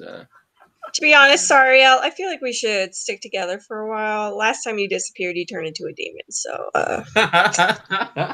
Also, I saved the city, so I think, I feel like I did a great service for this town, and all I'm getting is all the sinosity. Because the ends do justify the means. Wait, hold up. Were you that crazy flying thing that was like roasting the city and shit? Because that was fucking awesome. Like, it was terrifying. Like he said, and shit. Okay, but like, I could have also just not done that and then also let 200 troops come into the city and destroy it. Did that happen? No, it didn't. Are people still okay? Yes, they are. That was thanks to me. I'm going to buy you 2 drinks. All right, let's go. Let's just, let's go get a drink or a few, loosen up, enjoy life before we go in the tunnels again. You know how that went last time. Do you all set off then? Yeah. All right. Let's Yeah. take a short break there then. Sweet. Cake time. Cake time. Take time. I want cake. I want cake. I got birthday planned, but we never had cake. So. Happy late birthday! Oh, thanks. Oh, that's nice. Thank you. It's been good. Glad. I get to celebrate with my parents though on Wednesday, which I'm really excited about because we kind of have like our own tradition where my mom makes a really good cheesecake, and I go pick my birthday bouquet and feed sheep, and I go get Japanese food. So I'm really excited for that. Oh, that'll be a good time. Nice. I'll be right back. Same. Wow, you're not doing any headphones or anything? Me? Yeah. Yeah. Wow. Wow. Why? Good job. That's just weird. I never use headphones usually, unless my parents are eating dinner. Okay, never mind.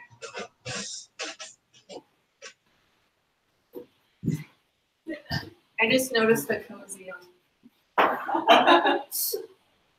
Is it done? It's dry. Yeah. But it'll stay clean. Yeah. Oh, we don't have to be hot. Okay. This is what we do at my house the same way. No, I would get it.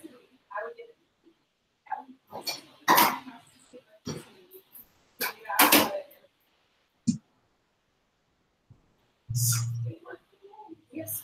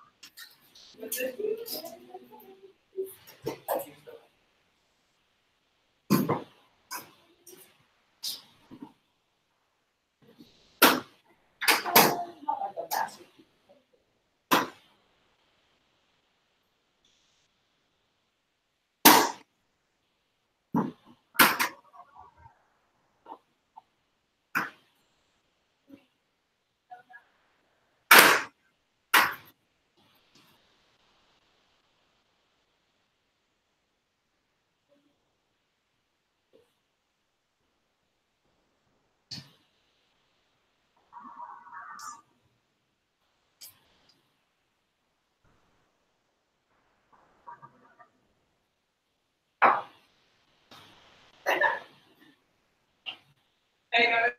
It's like I haven't wanted to.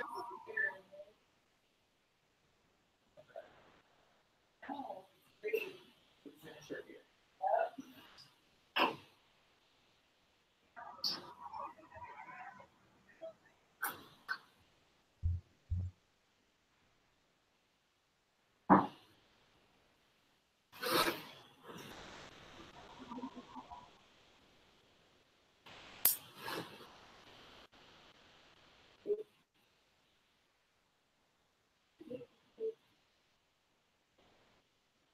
Thanks. It's one of the only ones that they've had. Like that.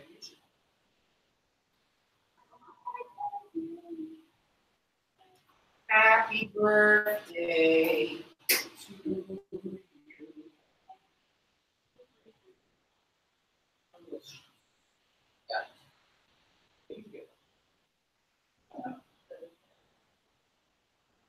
He's selfish. I know, but I'm also kind of a tradition breaker, so I don't care.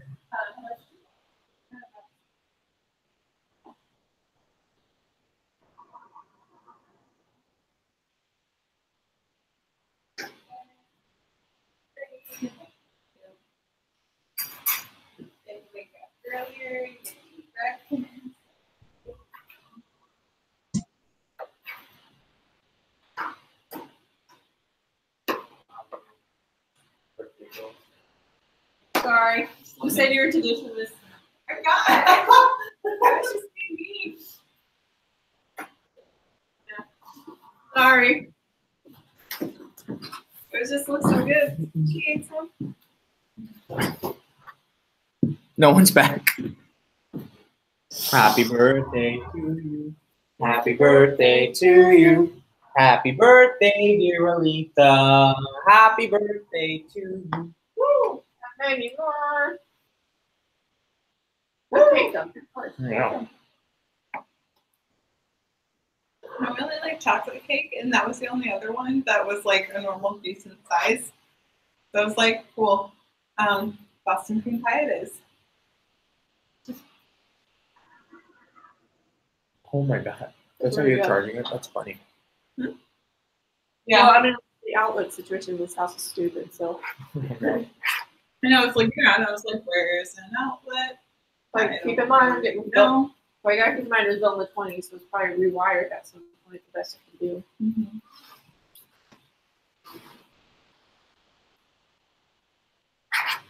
Hey, label. I'm checking. I heard you tried to attack the leaf the other day. It's fine. She's cool. No, that was like 3 days ago. I think. But yeah. It was scary though.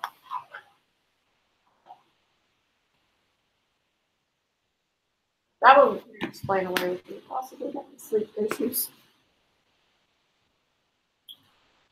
Really though.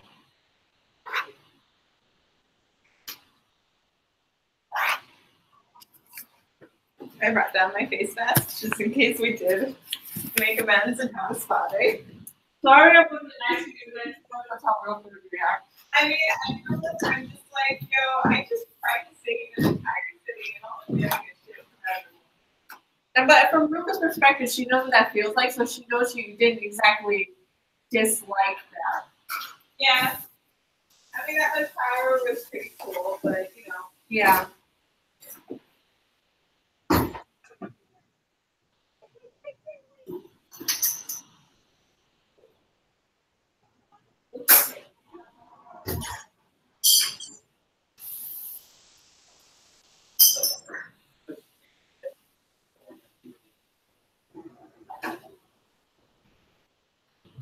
Just make sure it's good stuff. No. Tonight. I didn't even get a second slice. Yeah. Have another one. There's a ton left. So.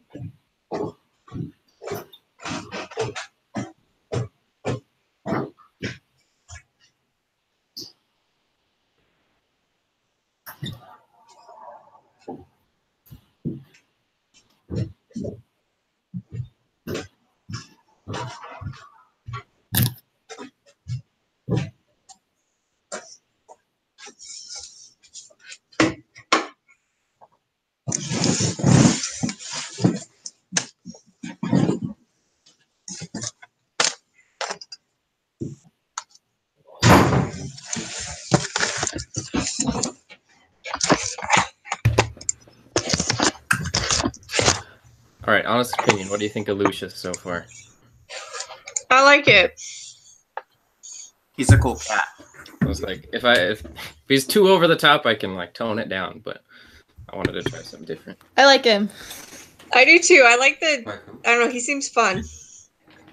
I wanted a nice change of pace from Hal, who was all like serious and brooding all the time. Yeah, we have a lot of serious brooding going on right now. Someone's having a mental break. Someone's turning into a demon. Another's part of the mob. Hey, I'm trying to resist it, okay? Ruby seems like level at least. I feel like that's not the case. Just having a time.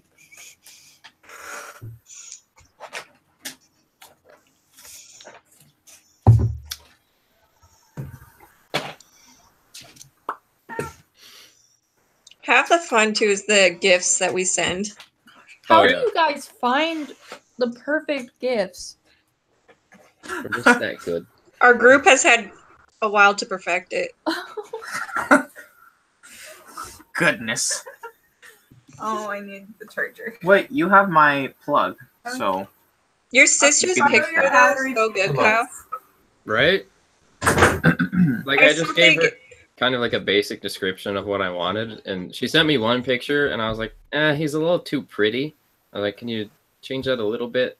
And then she sent me that, and I was like, fuck yeah, that's exactly what I wanted.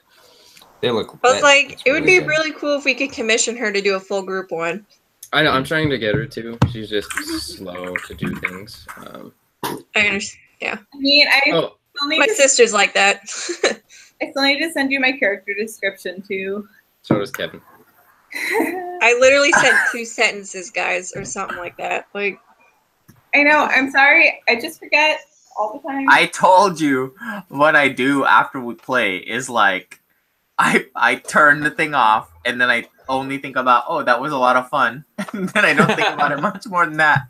5 seconds maximum, though, guys. Goldfish. Maximum effort. I'll do it right now. How about that? Except for now I have a demonite arm. And so that's going to affect things a little bit differently. We need a before and after photo. Oh no. The after one health just gone. It's Lucius. Oh. That's really sad. That kind of hurts. Also, I forgot one description of it. On his, like the left side of his face, right around here, there's like a nice scar. But it's not like one of the ugly scars. It's like, okay, that's kind of like a... Like a even lady's if scars are for the hot. lady's it's scar? bullshit. You look at it and you go, that's not fair. Exactly. The ladies love it. God. Here's Grow up in a brothel? Is that just a throwaway joke? Or I mean, we can dig into that more later, but like, God. Lucius had a long childhood. Oh. I feel like this is going to turn into Lucia and Brilka trying to outquip each other. Please. I'm ready. I'm so ready. That'll be good. There's already been a lot of good quips, and I'm like, wow. Did you write these down, or are these on the spot? Don't fall in love with me. And then I walk away. that one was great. Oh, really good. Oh, and Lucius looks like he's about like late 20s-ish. Okay. So who How long? knows? What's a tiefling lifespan like? It's about the same as a human. Okay. Maybe like Maybe a a little little less. bit longer. Or is it less or more? I think it's a little less. What? I'm pretty sure. I'll check for sure. That is so Tieflings weird. mature at the same rate as humans, but live a few years longer. Oh, I thought it was a little shorter. Josh, you know how I was telling you I mean, like about Lucius how will probably live a few years shorter. how was I potentially like going to maybe, I don't know, do another character, but if Sariel isn't looking too good. Anyways, I was thinking, oh, I could just bring back Amstel. You bring back Amistel? She's still trying to be the chosen one. Somewhere up in Sursaline, trying to find her way. I took a boat over. Like, you know. oh my god, man, that would be the sweetest to bring Sardan back. I like Sardan. Sardan was fun. Amistel was good too. Kevin, that's so accurate, though. I feel like Amstel never got to fully live up to her true potential because that group just died out way too quickly. But Yeah. If Chomsky was a dog, his reaction to seeing Sariel.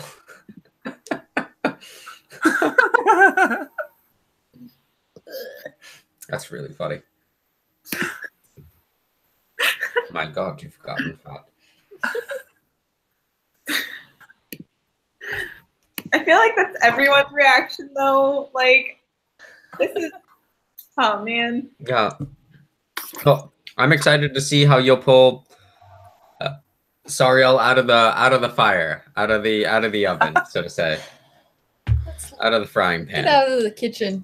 I kind of feel like my only support system in my whole like demonite thing left, and so like after becoming a demon, like everyone's just kind of turning against me. So, The road to hell is paved with good intentions. That letter probably really didn't help either, did it? no, it did not. Ooh, I didn't read that letter. Give me 1 second, then we can get back into it. But I need to read that. Definitely After should. reading that, which I'm just gonna say that I did read it because I probably just walked around the hotel for a bit before meeting up with everyone and saw a piece of paper with my name on it. And then, like after reading that, and then all of my friends that I thought were friends kind of be like, what the fuck, Osariel? What are you doing with your life? You're a demon now. And I'm like, no, I'm not.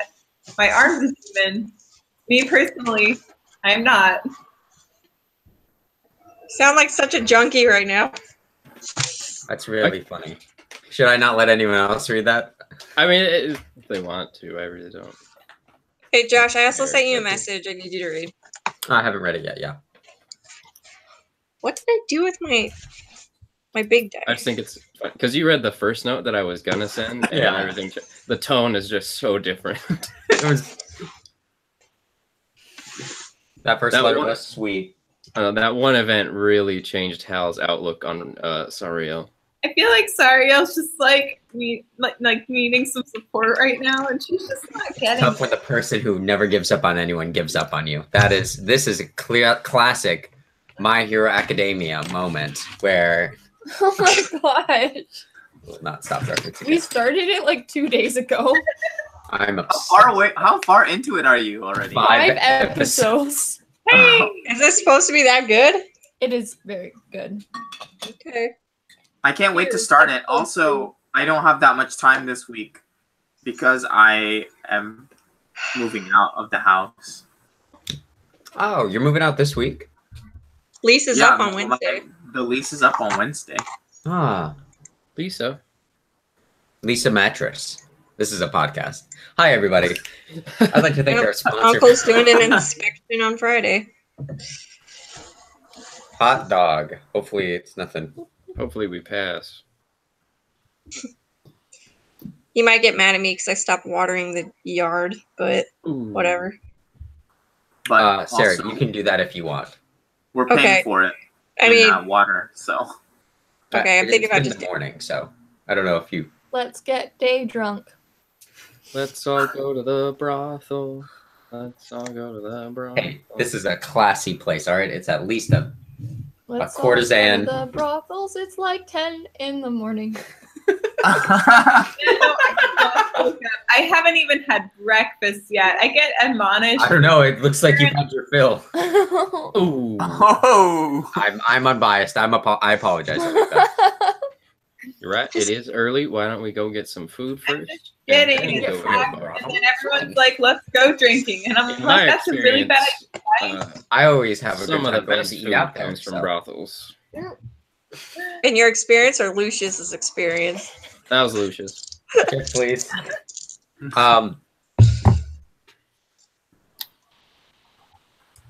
Yeah, do we want to roleplay that out a little bit? You all going to this bar or courtesan Oh or gosh. brothel? Or do we. I Is would it Like, are we starting the Actual adventure brothel? tonight? Is it or an what are we actual doing? brothel or is this. I don't know. Are brothels allowed in Jortang? it's whatever you want it to be. Or is They're it like escort a hush services? Sort of thing? I think Yeah. there's probably like very specific. You pay I for think there's probably good companionship, rules not to it. sex. It's Nevada. Yeah. I think you have to earn it. But you can buy friendship. The sex is just technically free after that. That's a perk of the friendship. Oh boy. All right, yeah. So you all are heading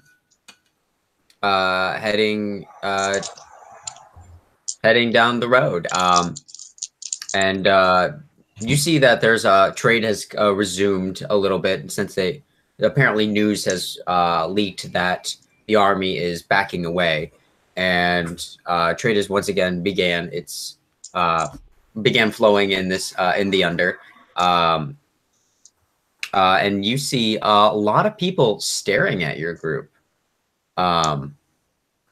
as you all are going by, because we have a cleric with a very large sword. We have scythe, pardon me.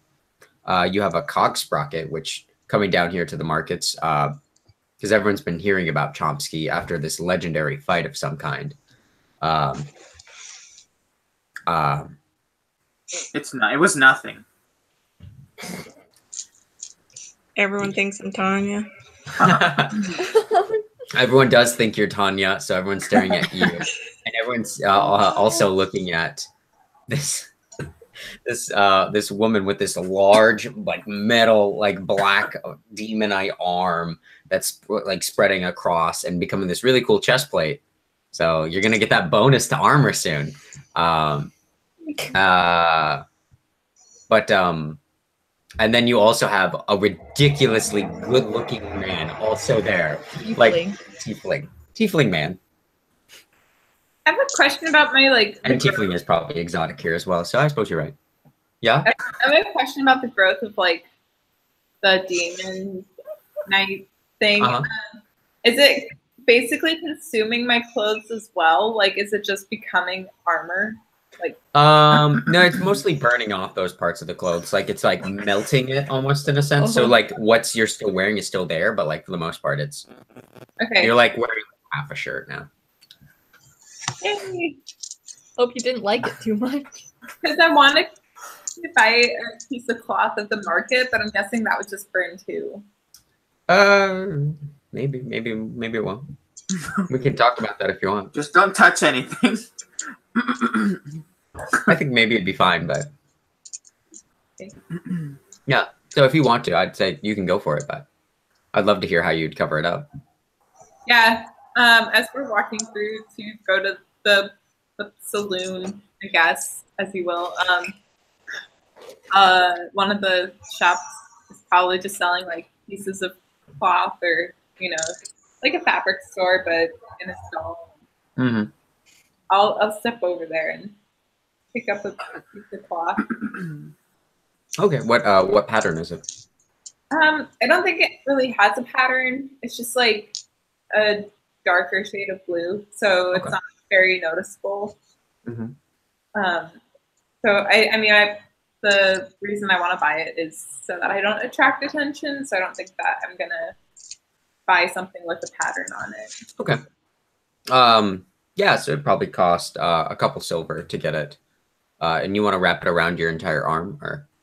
Yeah, basically, kind of like use it as like almost a cape or like a shawl, but just on that one side. Okay. Okay. Yeah, so you're able to wrap it around a little bit, and do you keep your hand free? Yeah. Okay. But you're able to wrap it around most of your arm, and you sense it not burning as it goes around, and it kind of hits the spikes near the top. And that's kind of having a hard time covering it. But you're able to like kind of wrap it over so it looks like you're wearing just a really awkward big cloak. And it's attracting looks for a different reason now, as opposed to. Hey, for me, that's a bit better. So. Mm-hmm. Okay, but yeah, you all head into Evelyn's saloon, the Arcus Cloud. Why is this called the Arcus Cloud? Anybody? What, the artist or the artist? ARKUS is what it's ARCUS. Right. Artist. C is a redundant letter. But why is it called the Arcus Cloud?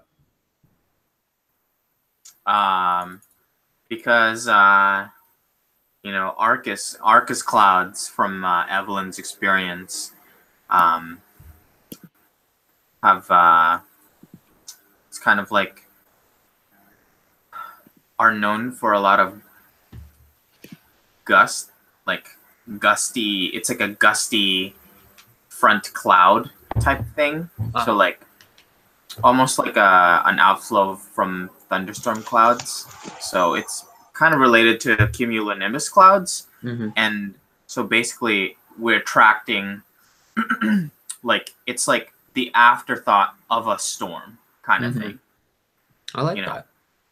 Yeah, that's really cool. So we're trying to like the crowd that she usually her like clientele, so to speak, are people who are coming from like large, you know, like fights or are really, really pent up and stuff. Okay. It's like a salty Splatoon. Yeah. You're a kid, then you're a squid, and then you're a kid, you're in a squid. Oh, I thought you said Splatoon. And it's funny too because yeah, it's kind of got that old traditional, almost like you see like red velvet seats. They're very like it almost seems like a 50s diner in that sense. But you see these beautiful clouds painted up on the ceiling, which is ironic because you all are in the under. You don't see clouds, so people actually wonder why it is named that. People who have never left, who have never seen clouds before. Yeah, you always wonder. Like, it's been in Evelyn's family for so long that like her family's made so much money they could move to the upper crusts, but they never did. They never chose to. Okay, I like that.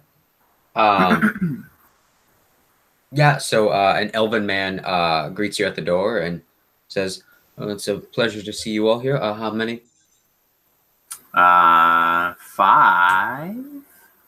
5 for you? 1, 2, 3. Well, that might 4. count. 5, yeah, 5, right? There's 5 of us? Yeah, I look valid to the group. There's 5 of us? Gotta count. I count.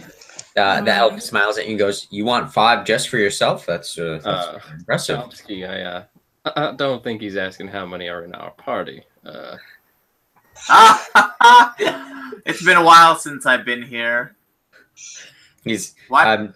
he holds up a hand. It's just a little bit of a joke here. Yeah, please, all of you sit down. And he seats you all in this like cozy booth that has had a lot of butts, but it still looks relatively clean. But it's just like older furniture. It's like well loved, like a well beloved couch almost in a sense. Sir, a round of whatever everybody wants on me. Very gracious of you, sir. Do you all get anything specific? And he pulls out breakfast menus as well. Oh. For our clientele who stay late. I'll get the hash browns and a dark ale. I'll get 2 dark ales. Give me a glass of the curmudgeon. You do mixed drinks here? Almost exclusively, except for the curmudgeon. We always keep a stock of curmudgeon around. Yeah, I'll get a fuzzy navel. Very good, madam. Would you like that shaken or stirred? Shaken. With a gummy Like my fava in the drink or in a cup on the side? What was that? Sorry. Put it in the drink. Just Very well, sir. Thank you. Just put a drink on the table. Yeah. He leaves, and you all are left alone. And I didn't get a drink. I would get a drink. I know. I'm just, what do you two get? A whiskey on the rocks. Hey, same. Yeah, I like it. 2 whiskeys without the rocks. Ooh, Lucius likes to play with fire. I see. Looks I've like already we got a eaten today, badass so over here. Yeah, and this is how I start every morning. and the elf says, "Very well, and it's a pleasure to see you again, Lucky. It's a pleasure." You too. He Talking to nods me. and he goes away and gets your drinks, and no one else wanted any food. I mean, Tormon fed us sandwiches, so That is Yeah, true. I It had a sandwich. was a good I'm sandwich. gonna mooch off everyone else's food. I think Sariel's the only one eating food. So I'm just gonna eat everything from this. Sara has this all-consuming hunger that just I don't know where it's.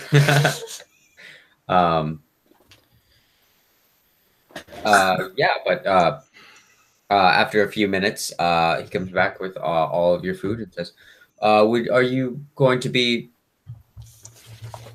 ordering anything else?" we'll have that as our first round, and we'll be here all day. I think. Very good, sir. Well, if you God. need any help, the bathrooms are down the hallway, and the private rooms are farther down. I give him a curt nod. And he does a slight bow, and he walks back to the bar. Lucius is gonna like scoot away from the table and then like kick his legs up, put his feet on the table again. So seems like well, before we have too much fun, we should probably discuss business a little bit.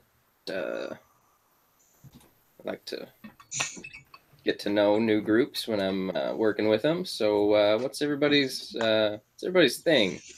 What do you all do? Like, you made it this far. You seem like a tough group, but just like to know a little bit more about you before I go into dark tunnels with you and possibly die. Huh. That'd be a sad TPK now that I think about it. Dying alone, no friends around. Ooh.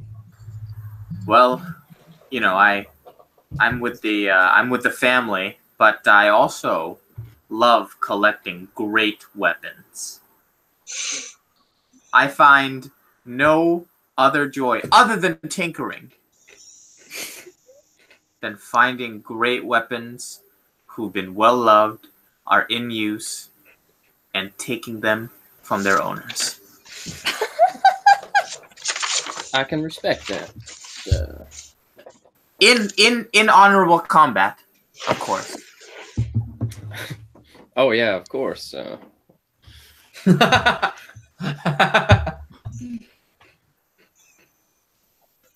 Well, I think I mentioned this earlier, but I'm a bit of a musician, kind of a big deal. I was the original Tanya. Oh, that kind of hurts. But pretty good, but getting better on the road. I actually learned how to kill a few people with my music, should the occasion arise.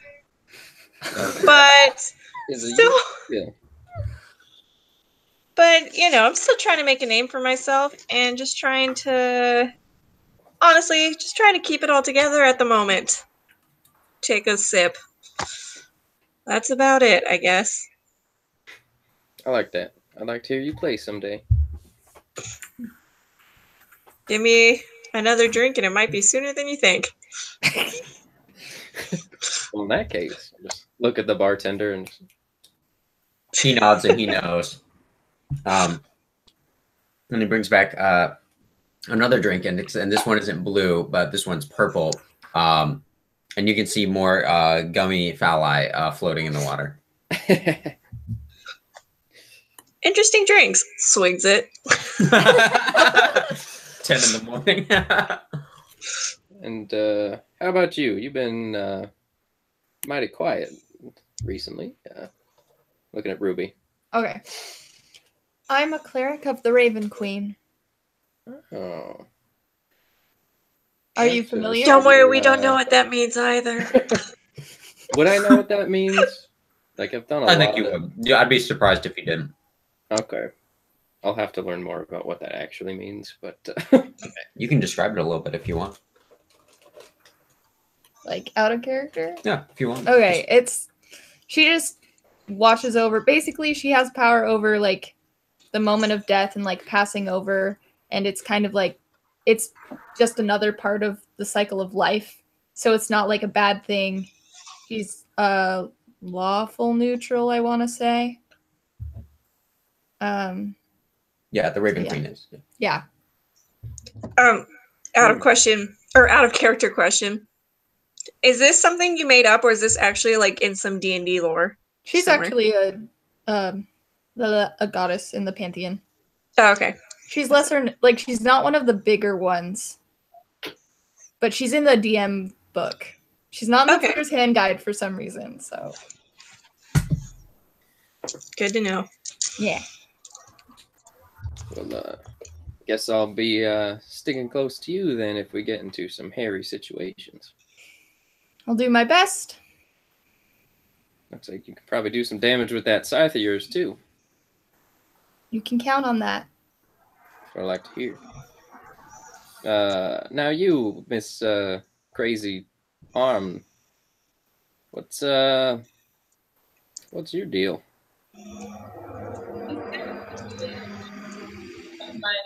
My drink and go away. Stare at the wall. You feel the armor growing more across your chest now. How much of a talker, huh? That's fine.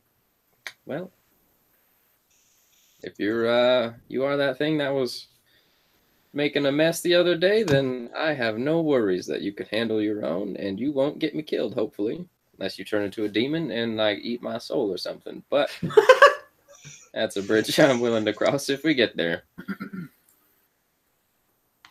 Is there anything else you folks like to know about me?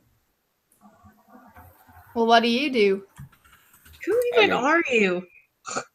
I feel like that's already been explained. My name is Lucius. As the bartender said, you can call me Lucky if you want. You can call me Lou. You can call me Luke. I don't really care. Just don't call me late for dinner. I mean, I'm a mercenary. I'm a sellsword. People pay me to do things that they don't want to do themselves. So I've gotten pretty good at that. I don't necessarily enjoy killing, but I'll do it if I need to. But, yeah, not much really to tell.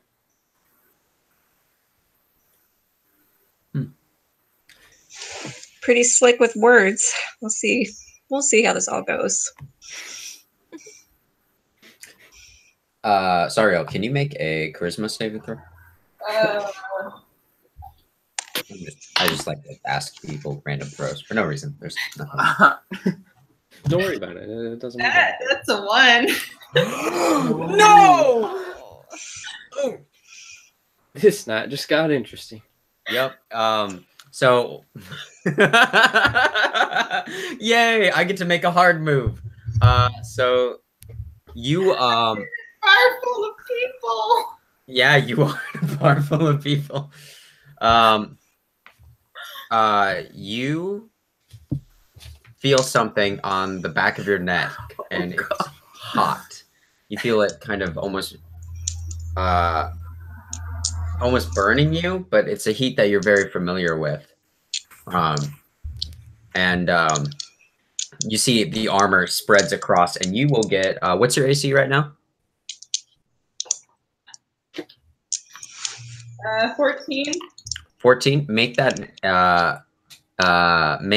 a 16 now. Ooh.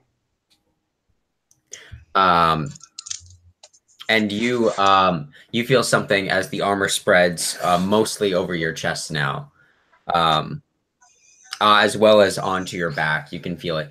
You feel something like a lump on the back of your head, and you feel it moving It's your twin. on the back of your head as you feel it crawling its way down the back of your head and onto your neck. Oh. Can I try to pick it off, or is it attached? Yeah, you bring a hand back there, and it's under your skin, as you feel it starting to put tension against your skin, as you feel it start to rip at your skin, and a second head pops out, identical to your head, pops out at the back. I'm gonna try this. It has the horns that you had on before. Oh.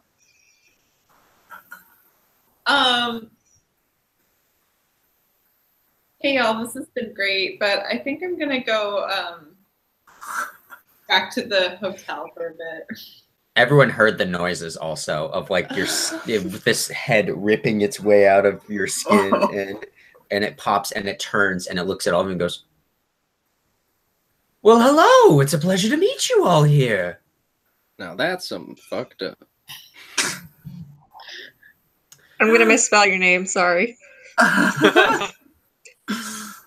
Oh God, what's wrong with your neck? And you see,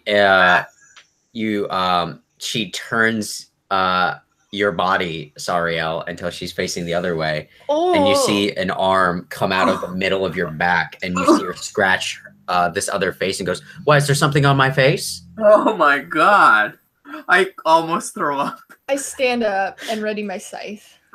Sariel, we talked about this. Do we Do we kill it? Preferably. You see the hand put up there. No, whoa. There's no reason. What's wrong here? Is there something wrong? Sorry, I'll tell them to put their weapons away. Try to like. I'm just trying to have a drink. And Can I try to turn myself back around to be like? Yes, you can, but before you can, Sariel reaches over and takes your drink, Rilka. The second drink, and drinks it. Can we give it like another name other than Sariel so that we know who we're talking about? Or like I don't know, you gave birth to it. Okay, we can call it like Soriel or something. It's Sariel. It's like Waluigi. Wario. Hey! Why are you talking about me like I'm not here? Well, awfully rude. No offense there, head, but no, none taken. It's a pleasure to meet you. And you see the arm like shoot out and it grows, it's longer. It's longer than her arms normally. It's about another 2 feet longer to reach over to where you are and says, well, it's a pleasure to meet you. Oh, I'll shake the hand and be like, yeah, no offense, like I said, but you just kind of popped out of this lady's neck and we don't really know you. Oh, well, that's unfortunate. Well, I'm not, I apologize. I'm not in the habit of giving names. Names have an awful lot of power here. Well, from where I'm from, but oh, that's right. My friends call me Prince. Huh. Prince? Prince. Well. Sariel. Yes. How are you doing? The head moves around and is still continuing to try and introduce. Princess continues to try to introduce to the other people, whoever will shake Prince's hand. You know, you start feeling any violent thoughts, can you at least give me a couple seconds heads up? Because I really like to not deal with this. Oh, she's having a lot of violent thoughts. She's thinking about stabbing herself. Oh, awful. Someone should really help her. Well, are you going to try and kill us all, or... Why would I do that? I don't know. You know, usually when weird shit just pops out of nowhere, it tries to kill me. Nonsense. Maybe I can buy you a drink. Would that help put you at... Does anyone else want a drink? Sorry, I'll speak for herself. Oh, I'm not speaking for sorry. I'm speaking for me. I apologize. Sariel, are you right now? I mean, I'm me. I don't know what this is about, though. And you see that head elongate and turns and looks at you and goes, oh, Sariel, you don't remember that little deal that we struck? What was that? Less than 24 hours ago, and you let me in, and now I'm here. Isn't this wonderful? Look, I told you you could have the bodies and that I'd owe you a favor. You said nothing about taking over my body. I mean, well, you had to let me in when I used my power to help destroy those awful agents of law and order away from the city of Jotang. I had to intervene. I mean, I'm just still here. What do you think, the power just comes from nowhere? You think I can just snap my fingers? No, I had to come myself. You're not very roomy, I will admit. Damn it, Sariel. Well, so Prince, if what happens if you leave Sariel's body? Oh, that's a tough question to answer. What do you mean by leave? Well, I mean, it seems like the answer rhyme with cleave. If it does, unfortunate things for both of us. Cleave? That's not what I meant. I thought it was a double entendre, if you will. There's a lot that you seem to not understand. No, I think you all are being very rude right now. Can I have that second whiskey there? Pardon? You want my whiskey? I mean, if it isn't too much trouble, I don't want to spook the bartender is all. Oh, you have it just the way I like. No rocks. Ah, heck, why not?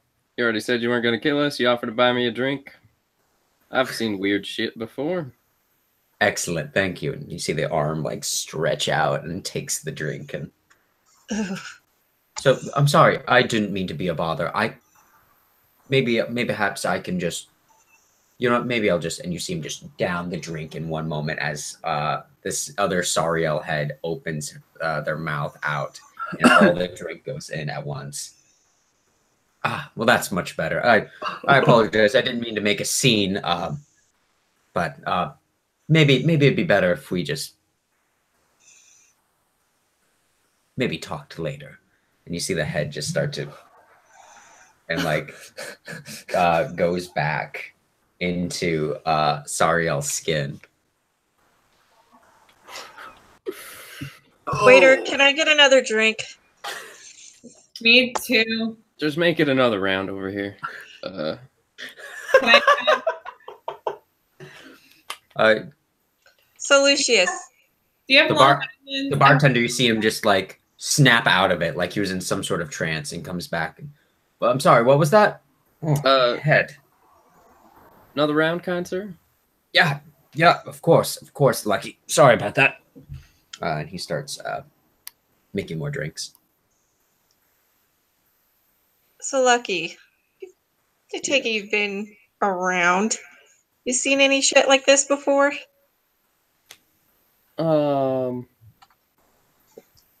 Have I seen shit like this before, do you think? You've seen not like this. Like, I've seen fucked up shit, but You've not... seen some fucked up shit. You've seen things come out of other things, but you've never seen the person where the thing comes out of them and they still live. I'm just Usually really just good rips at out of their playing it. skin and then like, because you've only seen one Salad, but this wasn't like that. You know, I just I've need only, a met one scale salad right in my now, life. 1 to 10. How screwed we are right now. Well, right now, I'd say you're probably... You hear a voice about say 11. That's what I was going to say, too. Do a But- slow pan to Sariel. What No. did I tell you? I'm sure y'all will figure it out after we find Chomsky's uncle, and I am well on my way. But until then, let's just enjoy some drinks, have some fun, and then tomorrow we'll get to show on the road.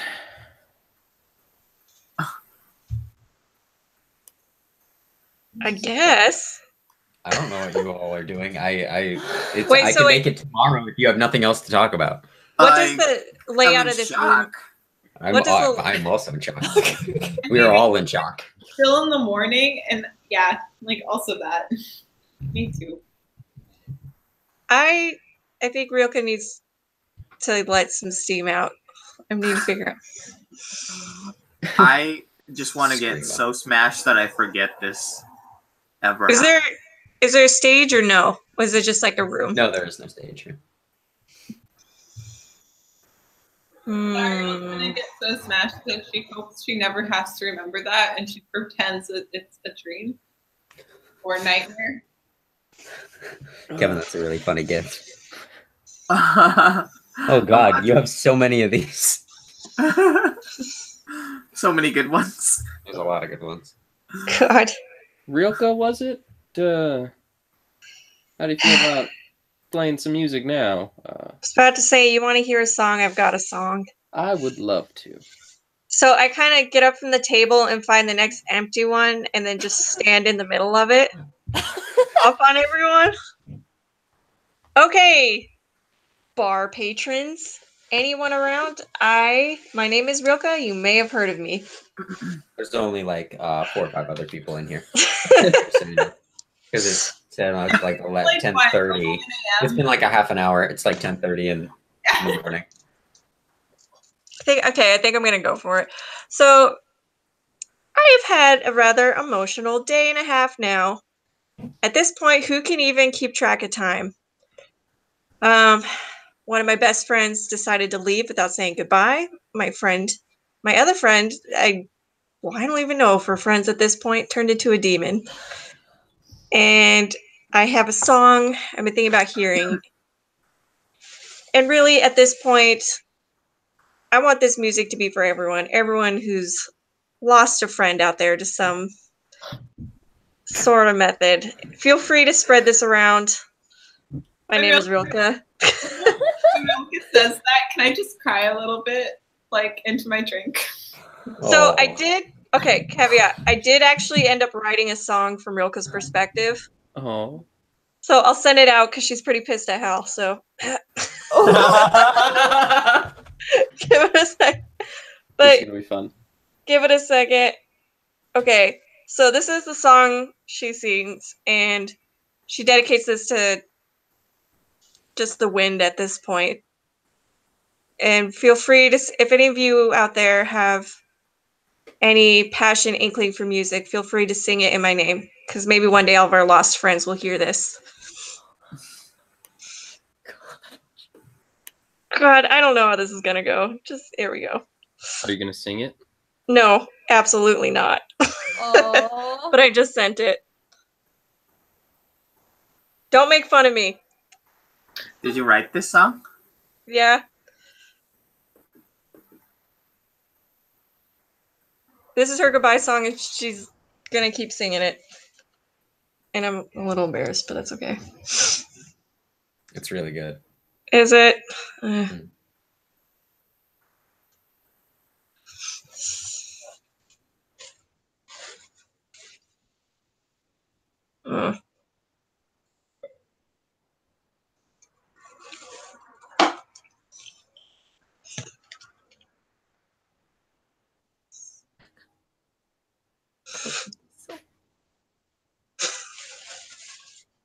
Oh my goodness. This is so sad. She's emotional, okay?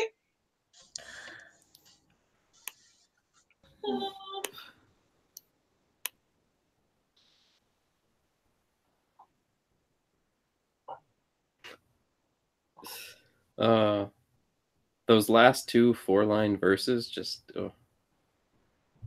was hurt. Mm-hmm. Oh. Ding ding ding ding. And I finish out, and I just... So that's my song, I guess. Lucky if you wanted to hear it. That was beautiful, darling. I pity whoever hurt you. Well, all I hope is that one day they hear that song. Who knows? But I just drink quietly and be like, that's all I got right now. Can we get this lady another drink, please? I feel like I'm accidentally picking up your accent a little bit. I'm not trying to. I also went southern a bit earlier, and I was like, oh no. Don't do it. Okay. A couple of the other patrons are really touched by this song, and they don't think clapping is appropriate, but they like nod to you. I just kind of look at them and be like, I'm just quiet for a while, and I sip my drink quietly. First time Rilka's ever been quiet.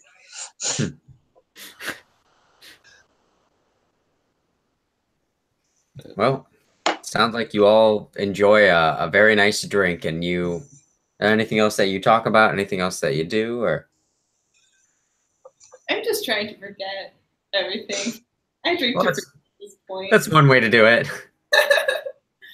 At some point, I'll slink over to the other patrons and be like, listen, if you enjoyed this song, you better show your appreciation, if you know what I mean.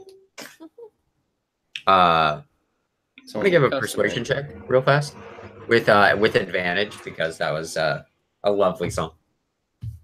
Who's doing persuasion? 23. 23. Yeah. They you see them. Even though this is in the under, this is actually a pretty well funded area. So like the 5 or so people in here, they they're able to put together at least what about 27 gold. Go give that to that lady. She's really something else, I tell you. She's really got a talent. As she does. Much better than that 2-bit Tanya I keep hearing about. Good lord. I just smile to myself. I'm assuming I hear that. No, I think you do. Walk over and give you the 27 gold from the grateful patrons over there. When they're not looking, I keep 5 and put the rest into the tip jar. Oh, this is real nice, y'all. I already gave you inspiration today, so I can't give any more. Felt like I couldn't hold on to that money. I'm gonna go back to the hotel and just sleep. Okay, yeah, you all have a drink, and does anyone stay for the food? Stay to... I also, after that song, like, I'm just kind of crying. And I stand up and I pat Rilka on the shoulder and say, I'll meet up with you guys later. And I leave. Aw. Is there any kind of like upper balcony area? Sure. I was just gonna go up there and people watch. Well, Chomsky, I guess it's just you and me. You're gonna partake in some of the other entertainment in this place? Might as well. Before I leave, I hear that and just mutter to myself, it's not just his head that's horny. I mean, woo, these quips. Plenty here for you too, darling, if you just say the word. Just my hand, yeah. So y'all pay for Chomsky's companionship also. We can fade to black whenever. Or we cannot fade to black, and I can tell you all how actually very good at this I am. It's a secret back from when I was younger. You know, a long time ago. It's how I knew I was going to be a writer. And then afterwards. Now I'm kind of curious how far this will go. This is what Josh basically is going to say anyway. This is what I've been waiting for 11 sessions to do. This is just my erotic fan fiction, finally. This is your 60-page detour. Oh, you just said I bet you. Am I going to be hurt by this message? They're sexy and sweaty, muscular. But yeah, you all have the rest of the day. Anything else that you all do on your time before you set off first thing in the morning? I thought you were leaving today. No.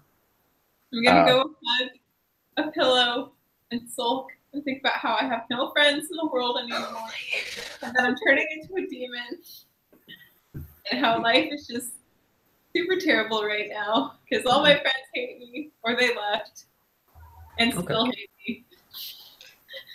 Are you listening to like Fallout Boy or My Chemical Romance? I was gonna say My Chemical Romance. I'll just put on my like magical headphones and just kind of like softly sob to myself in my room. I'll put a note on the door saying, "Don't come in. No one's allowed in here." Yeah, when you're back in the hotel, you feel a hand on your shoulder, patting you, and you turn, and there's no one there, and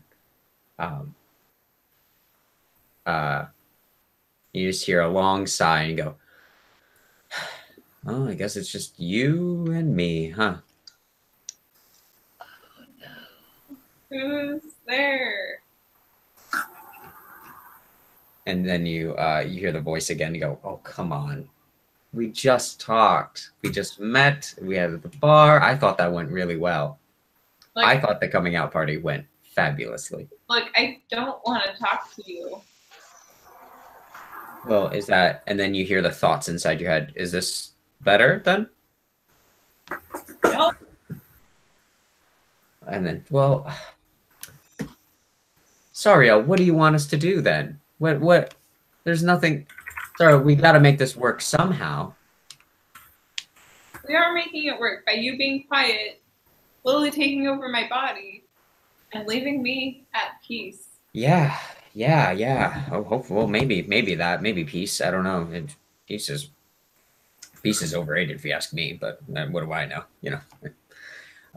Yeah, I'm a demon. So. Well, if you need anything, I'm here for you. Don't never forget that. I mean, after all, you brought me here, so thank you for that. You know, and I understand our time is short together, so I just want to make the most out of it. How long do you think you have? Gosh, it can't seem long. Probably a couple days, couple weeks. Are you just not gonna ever? Couple weeks? Wow, that's pretty good. Hopefully, you never. Maybe a couple weeks if you never get angry again, never get mad, never get jealous, never feel hurt, never kill. You're very good at not killing. It was a little bit of a sarcasm. Humor. But look, if we can make this work, tell you what, you just let go a little bit. Just give me your body for a year and a day, and I promise to leave afterwards. We can get this in writing too if you prefer. I know how you have a fondness for contracts. I'll never give you my body, not my whole body. You have a bit of it now, but that's going to change soon. Well, I'm excited to hear your plan. If you have anything in mind, please let me know. I mean, what are we at? 50, 50, 55%? I'm being a little greedy. Probably around 45.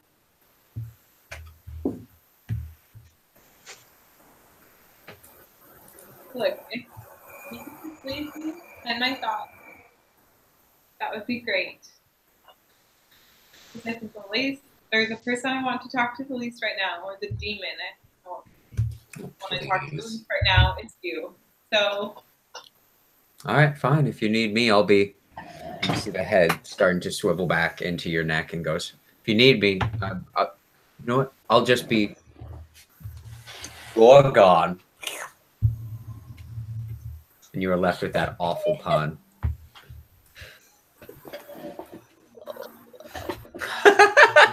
No one laughed. Thanks, Osh. What are the rest of you up to? Anything before we? I pull out a special blend of herbs and start smoking it out on the deck. Yeah, there we go. Vice. Great. Eat everything. Sex, drugs, demons. This is what we're here for. Sin. You know, I'm an artist. We dabble. It's quite good. Is it like in a pipe or is it like rolled up into cigarettes? Oh, it's rolled up into something cheap. All right, I like that. All right. Do you do anything else with your night? Or you just come back home and? Otherwise, we might just. Are we spending the night at this brothel, or where do we go back to your mansion? You all stay in. You have rooms. I mean, you could stay here. I have a feeling I pass out on like expensive, like an expensive like sofa thing up on the top. All right, Chomsky, Lucius, Ruby. Do you do anything else? I head up to the.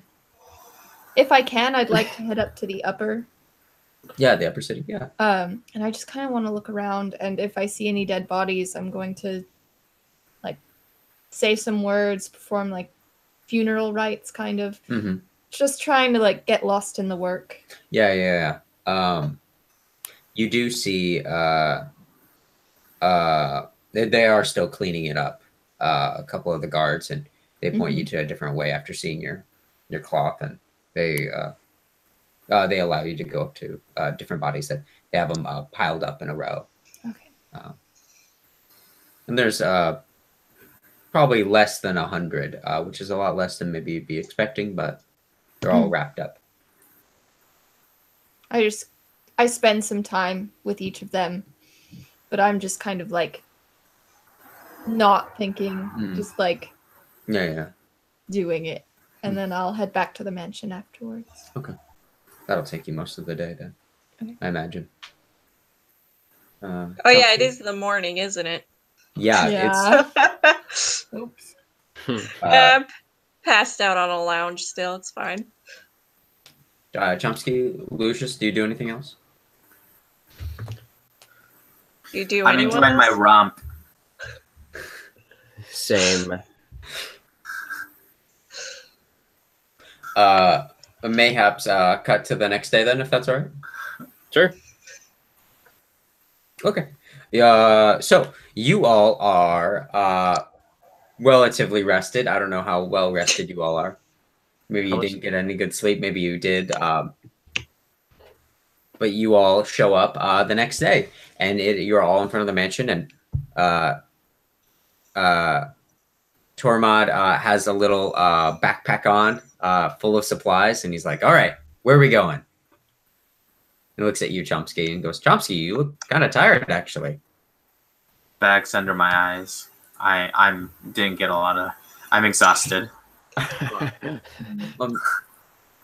All right. Well, are we ready to go? Yep. Did you pack my bags? Yeah, of course. It's mostly on my back, actually. Hey, you don't have to do that. You already packed it. I can handle my own pack. All right. Well, am I coming with, or am I staying here? You come with. That's fine. Oh, all right. Well, Tormod goes, I'm a decent cook if no one else here knows how to cook. How good of a fighter are you? Sorry, I stepped on a bug. It startled me. But I'm okay. Yeah, I'm not the, I wouldn't say I'm a world-class fighter.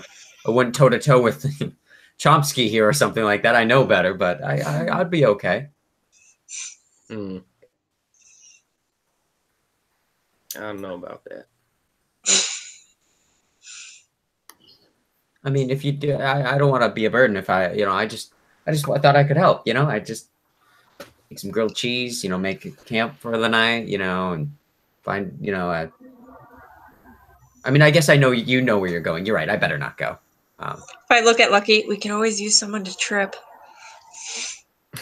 I mean, I do appreciate the food and that, but it's got a big backpack on.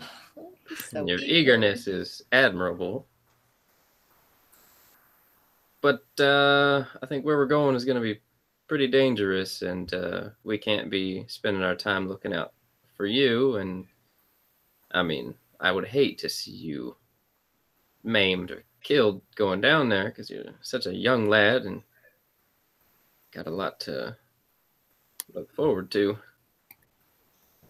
Chomsky, is that what you think? I mean, ultimately, it is up to your cousin, but that's just my opinion. I look at Tormund. Slight of build, but of good character. He's never let me down before. I tell him, if you stick close to stick close to the group and just cook your heart out, Woo! you're free to go with us. Great. Well, let's get going then. And you see him start to walk, and he kind of looks at you, Sariel, and goes, I'm sorry, did I do something wrong? Sorry, it just looked like you made a face at me. Never mind. And you all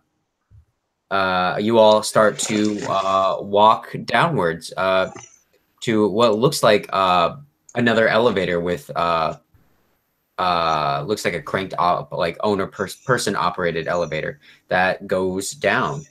And Tormod looks at you, Lucius, and goes, okay, so you have a map of the catacombs as well. Let's guess it's not really a catacombs, but it's a mining place. So there's a couple places marked, and he unfurls his map and goes, here and here. Where do you think we should check first? should we head right for any of the old mining facility? Because no one's seen them in the active part, but there's the abandoned part over here. If we head out to the right instead. Where have the explosions been happening? Oh, that's at the what's at a part and he points to a map a little bit farther down and goes, well, we could hear it coming from the abandoned part, and that's how we knew to go down there. So I guess it's farther down there, but well, guess that's where we're going. well, all right. Seems like the best option at this point. All right. Well, are we good to go? Oh no! And he looks over at the few. Who here doesn't have dark vision? I don't. Don't know. Gnomes don't. Halfling. Halfling. Gnomes do. I was Gnomes like, do. I have, Sorry. I'm pretty have, sure I don't. I have We're dark gonna have to be vision. careful with the torches and things like that, but hopefully we should be able to figure this out. And you all. I do start have a to- light spell though, so Yeah. You all start to Chomsky, you look at a couple of your guards, and you all hop onto the elevator, and you start making your way down into darkness, with the occasional patches of like mushrooms, like lighting up the path, and different fungi and lighting up. It looks like they've been put there on purpose, or they were grown there intentionally. As you pass by a part of the mine where a floor that looks like it's been very intentionally dug out, you can see a few miners working down there, and they're all working hard. As you continue down past that level into a deeper level, which strikes you all as strange that they wouldn't hit the upper level before the lower level. But you all hop off the elevator, and you can see different patches of mushrooms growing here and there. And it looks like it's been not necessarily abandoned, but cleaned out. It looks like they very intentionally, it was meant they stopped digging here. But some of the infrastructure is still here, where you can still see the platforms. You can see a small little nook where it looks like they've set up like a place to cook, as well as a few bunks that have their mattresses removed. But for the most part, this is in darkness. It's in very dark, low light. Can you all make a perception check real fast? That is a 21. 24. I got 22. 11. 16. Wow. All right. So all of you are able to see something. You see a patch of glowing mushrooms off in the distance, until you see it start to move, and it seems to be crawling. You know how like a salamander crawls with like back and forth? You see it like inching its way down farther. But you see this creature moving farther down, and you can see the light of it glowing off in the distance. And if you didn't know better, but you all see it move as it continues to move farther down.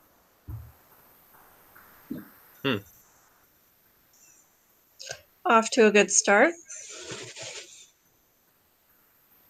Do these mushrooms continue all the way down? Tormod with his backpack. Well, for the most part, all the parts that it used to be, unless they've been broken off or something like that, or they died. But for the most part, they should be there. It's when we get to the unexplored tunnels that it'll probably be a little bit darker, unless then there's some natural ones. But Sounds great. Let's get Chomsky, going. care to lead the way?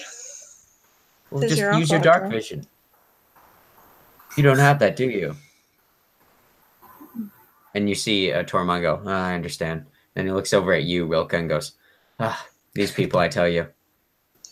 I'm only teasing. I'm just teasing. As you all start to continue your way down, and Tormod's leading the way, very excited. He's like, just down this way, follow me. as you hear him yelling out. He's yelling out like, Sixto, Sixto, are you down here anywhere? Hey, if you can hear us. Look at Tormund and I tell him, I gesture to him to just quiet down.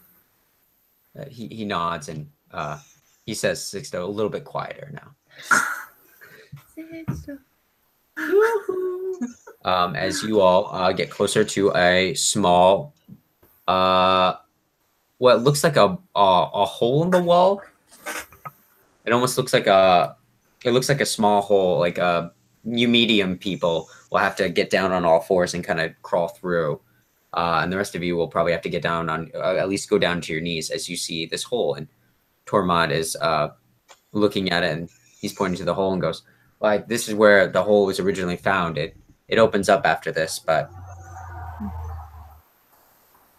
Well, care to lead the way? Yep. Follow me. And you see him start to crawl through, and he's inching his way through. And as he gets a little bit through the tunnel, you hear him cry out. I want to. Son of a bitch. Tormund. I want to pick up a decent sized rock and cast light on it to use it as a flashlight. Oh, that's cool. I do that. Yeah. Hey, how's it going? You hear some kind of chittering noise, like a gnashing of teeth. I'm gonna crawl through the hole. I'm also gonna go through. All right. As you two crawl through the hole, you see Tormod up against the wall, and he's breathing heavily as you see this. It's hard to describe this creature. You've seen it before, but you've never seen it like this before. What you notice first is this glow stick like green, this sickly green pulsating from this creature. And you see its long nose, and it's completely bald. It's completely hairless. And it's right in front, and you can see the white of its eyes. And its blind eyes as it's sniffing the air right around Tormod. And Tormod is. This isn't the baby Bahir thing, right? No. Okay. I should be able to. I go through the hole as well. I'm just gonna stand still and gesture to Rilka to stand still and look at Tormund. And you see the creature, and it's a small creature, and it's sniffing around.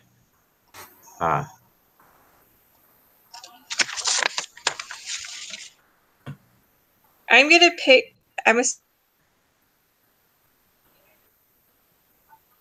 Sarah, you're cutting out. Yeah, Sarah froze. Oh no! I think her computer may have died. I never freeze. Sarah. Oh, her computer shut off. Oh, dang. Does she want to just come over to you? We're about to end, so. Hold on. We're about to end. Just come on over here. Computer, right? Computer. Hold up. You might hear echo because I'm gonna. You froze too, Josh. Oh no! Can you still hear me?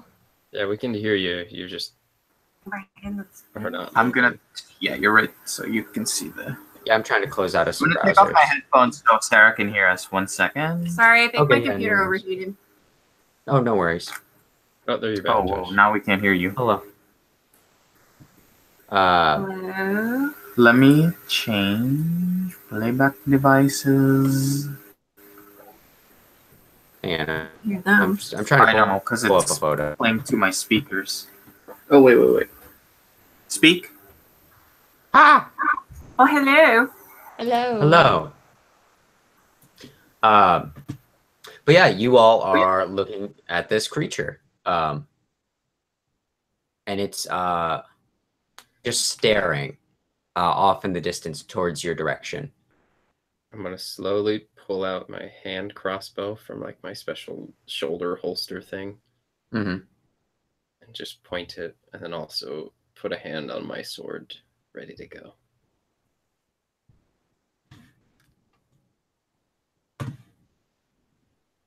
But another hand on my Say that again. spelly special.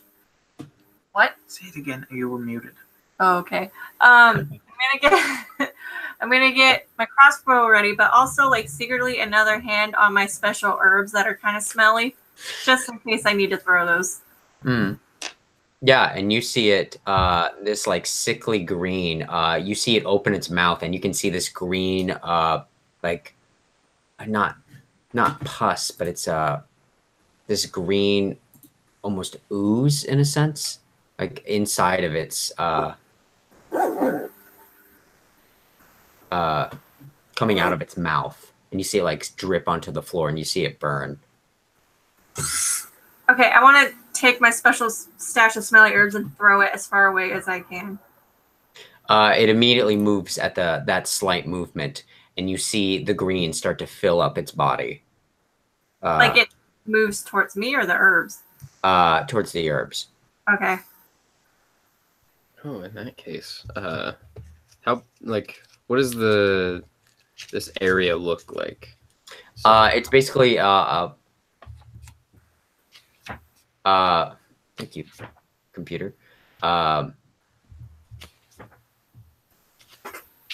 computer's freaking out. Sorry. It is basically a broken rock tunnel. It looks like it's been blasted open, and it's but it doesn't look man-made in any way. There's no like rhyme or reason to how it's exploded out into. But it looks like it was just like it was made by explosives. It wasn't like architecture. There was no rhyme or reason behind it. But it's basically just a long rock corridor at the moment. Gotcha. So like how close is the thing to us, and then like how? It's about 10 feet away. It's about 15 feet away from you, and it's about 5 feet away from Tormod.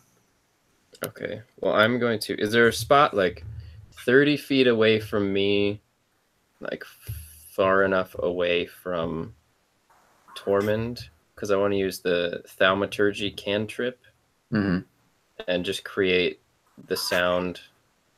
It's like the same like chittering sound that the creature made, but like over there. So they're like the sound of a second one away from it to try and draw it away. Yeah. All right. Yeah, it absolutely buys it. As you see the creature kind of turn, it like turns towards the chittering noises, and it makes a chittering noise itself as it it starts to move away from Tormod, and it's now about 15 feet away from Tormod. Gesture Tormund to like come over to us. He slowly starts to make his way over, and he will pass his stealth check as he makes his way over to and you see that creature looking around in confusion. But you know it's not looking around, it's sniffing in the air.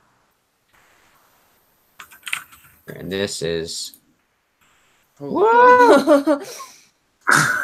Can you see this? Whoa. Oh. You see this goblin creature with these long clawed hands, and you see it sniffing and scratching at the wall.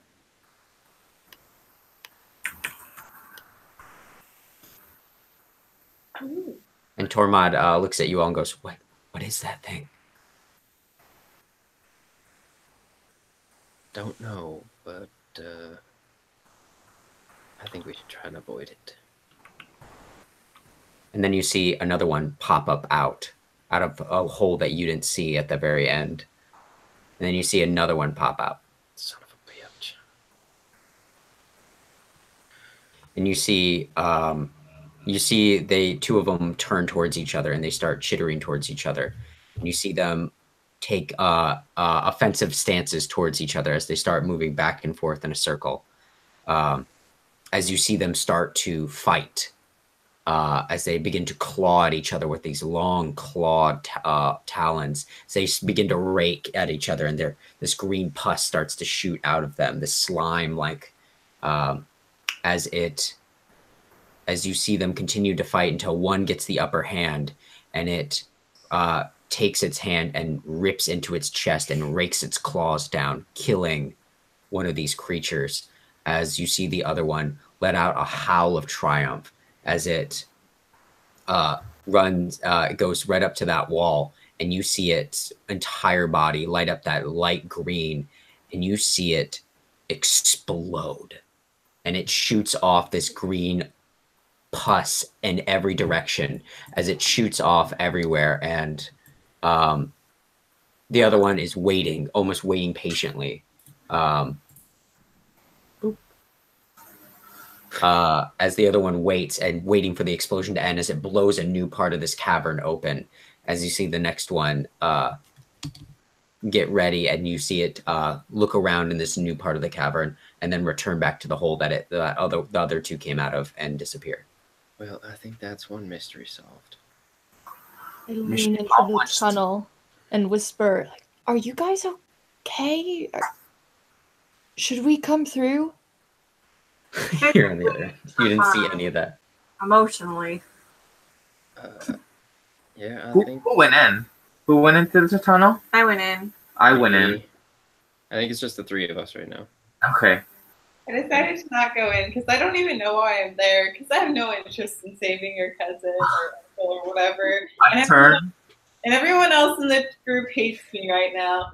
So, I'm just We all understood that. Sorry, Al. We don't need the life story there. I turn to Lucius and I say, mission accomplished on that mystery, I guess. Now we just need to find your uncle and get out of these creepy caves. Yeah. I don't think your little cousin here should go first anymore, though. I think we should send him back with news that we found out that it definitely wasn't my uncle blowing up stuff in the caverns. I agree. He's a good runner anyway. There's always, isn't there? Tormod looks shaken, but Tormod looks around and goes, "That sounds fine to me. That sounds good. That's thanks, cuz. I appreciate it. I'm gonna head back then." Pat him on the back, give him some more extra gumption or hope or something. I don't know. As you see him crawl back through the tunnel, Sariel and Ruby, both of you, see Tormod come out, and he looks at both of you and goes, I'm heading back. I don't know if you heard." Oh. Okay. Yeah. Will you be able to make it all right? I think so. I think that'll be... Oh, fuck. And you see, you turn, and Sariel and Ruby, both of you can see a pod of 6 of these creatures scuttling along on the rooftop, heading off in another direction. But you see them pass by, going across the way.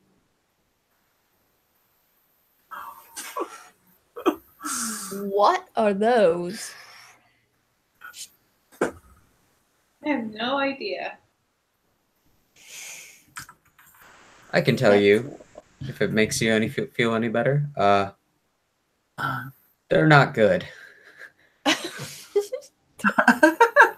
And I think that's where we'll end today. They're not good. That was good. Yeah. Tormund. Good episode of just relationship building, I guess. There's a lot of really good relationship building. It's fun to not have a fight every time.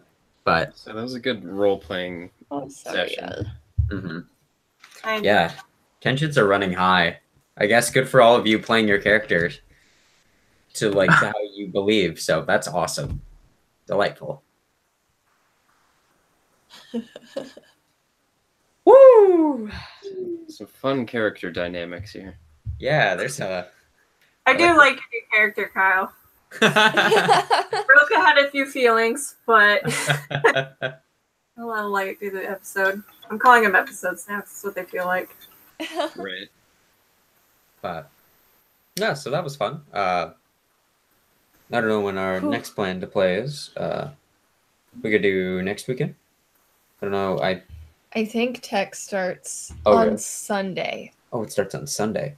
Yeah. Okay. Yeah, Yeah, I was gonna. on I Friday. could probably do Saturday. I can't do Sunday because it's my dad. That's my dad's birthday dinner. Oh, nice. I'm gonna be gone from Friday to Wednesday. Okay, so. So a little bit. Just a little bit. Hmm. Gotta visit some friends. Okay, Spokane or? Yeah. Oh, nice. Okay, let's. Maybe this would be better to figure out on the chat then. Yeah. What about like during the week? This is for you. It's too. This is for me. Yeah. Oh, I'm not we gonna can't. be able to. Yeah, that's a no go. Oh gosh. Yeah, it's gonna be too hard. I think. Yeah, because it'd either be tomorrow or Tuesday, and you can't Tuesday, and Monday's too. I can't do Monday, so. That's too quick. Yeah, and it's also like I'm also moving stuff. Like, it's busy. So Okay. So potentially the like that Monday or something like after that, but it just depends. You might just bless it and rest start. We start when we open. Oh. When Young Frankenstein opens. You have some cruel professors. Ugh. But okay, great. Well, hey, had a fun session. It was nice to meet your new character, Kyle. And Hey, Josh. yeah. I just sounded like you were saying nice to meet you all. But yeah, it was a fun day. It was a I got a new got friend. weird. Got real weird. Got freaky. You let the Demogorgon in. Ooh, Not yeah. my fault. I rolled a 1. It's not my I fault. had to, like, It's not my fault. How much did I spend at the saloon? You probably only spent probably around. No, I guess you bought everyone's. They're expensive. Probably like 7 gold. So Oh. pretty expensive. 7, huh? Yeah, I mean between buying like a bunch of drinks and it's a pretty good place, and you bought food, and some might be a little high, but I only have 370 gold left. you piece of shit. Fun. Yeah, but it was fun to play with y'all. Our family is falling apart. Only Dad was here. Need to hold it together. you know, it's Sometimes dad's Who just would have leaving thought? and then you have to write music about it. There's a lot of real good howl. only how blows. it's here, and then like maybe I wouldn't be as much of a mess. Like I would actually be able to be sane. And then I was like, nah, not with that letter. Never mind. Whew. Let's just talk about how you decided that. Okay. Let's also talk about how I saved your entire city, though. We could have left it like Kingsport, but it's fine. We've done it before. I mean, we were pretty stuck in the city. Like, I don't think we would have gotten out, Unless you went down into the mines. which we came from to escape the army in the first place. How about that? We would have found a way. We would have figured a way out. I was Yeah, gonna yeah. beat the guy, and the terms were for his surrender. So I'm excited for us to get past this arc and tell you all what was going to happen. I'm very excited. Oh boy. when are we gonna get past this arc? This is a long arc. It's only been like 3 or 4 sessions. I mean, we just finished the Howl arc, so now we gotta go up. We started the Chomsky arc not too long ago, and the Sariel arc has been like intermingled between the Chomsky and Howl arc, and so is Rilka's, and soon we'll probably start. There's too many. There are a lot of irons in the fire, and we just got a nice taste for rubies and. I was gonna say, don't expect much of an arc from Lucius. He's not very. Lucius is here for the good times. Yeah, I enjoy him. I'm glad. He's a very likable guy. God, he's so good looking. That photo is so good looking. He is. But yeah, it was fun playing with y'all. If you have any questions, comments, concerns, or things you like, things you didn't like, anything that struck you good, struck you bad, please shoot me a message and let me know. I'll do more of it or do something like it or not do it, or yeah, whatever makes you all have the most fun. That was a Cool. good one. Yeah. Nice. I'll be Alright. not fighting anything.